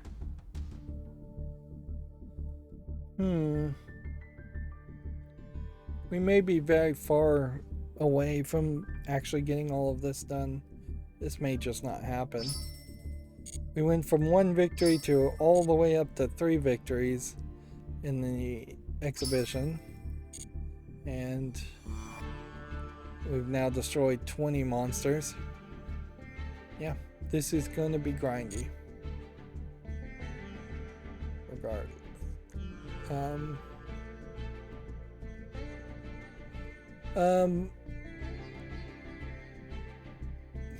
I don't know why. I thought this was BioWare was listing job listings, but apparently EA is listing some job listings. Which, yeah, I guess BioWare is owned by EA.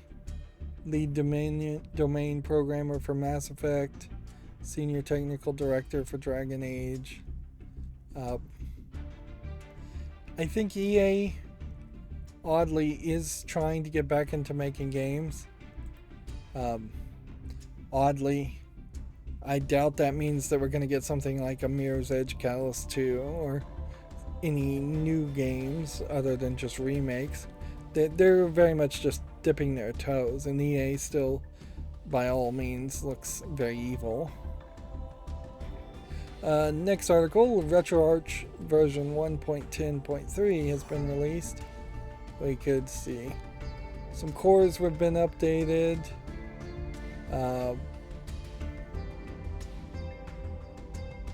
See, some new 4-score support, 4-player multi-tap have been added to some of the NES games that they could do that. There was this adapter for the NES, I think most people don't even remember, that let you do 4 players.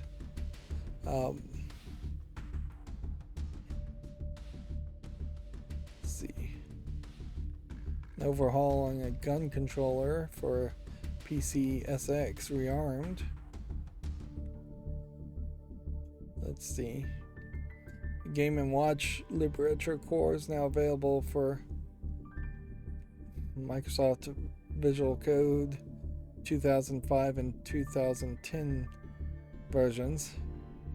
These versions come in on older OS versions than the regular version. Usually when there is a new version or new update of this stuff, there are obvious updates.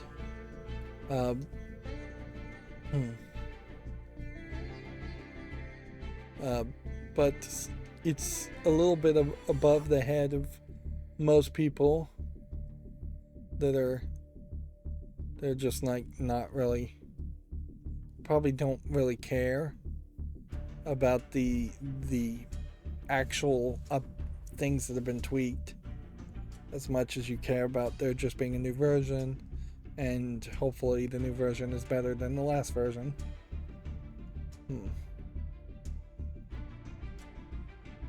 Yep. Seems like there's perhaps more than average amounts of updates here. Dude, that is a fairly long list. And then the big news here from GameDeveloper.com. Humble has laid off employees in an e-commerce restructuring. Humble has confirmed that it's laid off several employees in its engineering and customer service department. Now, is this Humble game developer or Humble bundle owners? I think this is the Humble game developer. So, yeah. Humble publishing was a thing for a brief time and it didn't really work. Humble as a game developer, I don't think has made quite enough new games for it to really be relevant or considered a success. But what was a moderate success today, once again, was that this stream happened. We are done for today. We got one person on the chat for a while, and that's always fun. No weirdness with my recording or streaming happening once again, so I'm slowly building up confidence that my computer is back into good working condition and that it was just a monitor that was broken that led to some bad RAM somehow that led to I almost assume it might have been just like a lightning thing or a short circuit that broke both the monitor and the RAM, or it was bad RAM that broke the monitor, or the two are just not connected. But whatever. Everything seems to be kind of working now. So I'm building up confidence that everything is back to normal. Good. That's going to be it for the stream. As always, I ask you to like, share, subscribe, comment, and watch every second of my videos. If you want a friend to follow me on any social media sites, there's a whole bunch of links down below. And if you want to support me even further, there's a link to Patreon, or you can friend me on Steam and get me a game off my wishlist. Thank you for watching. Have a good evening.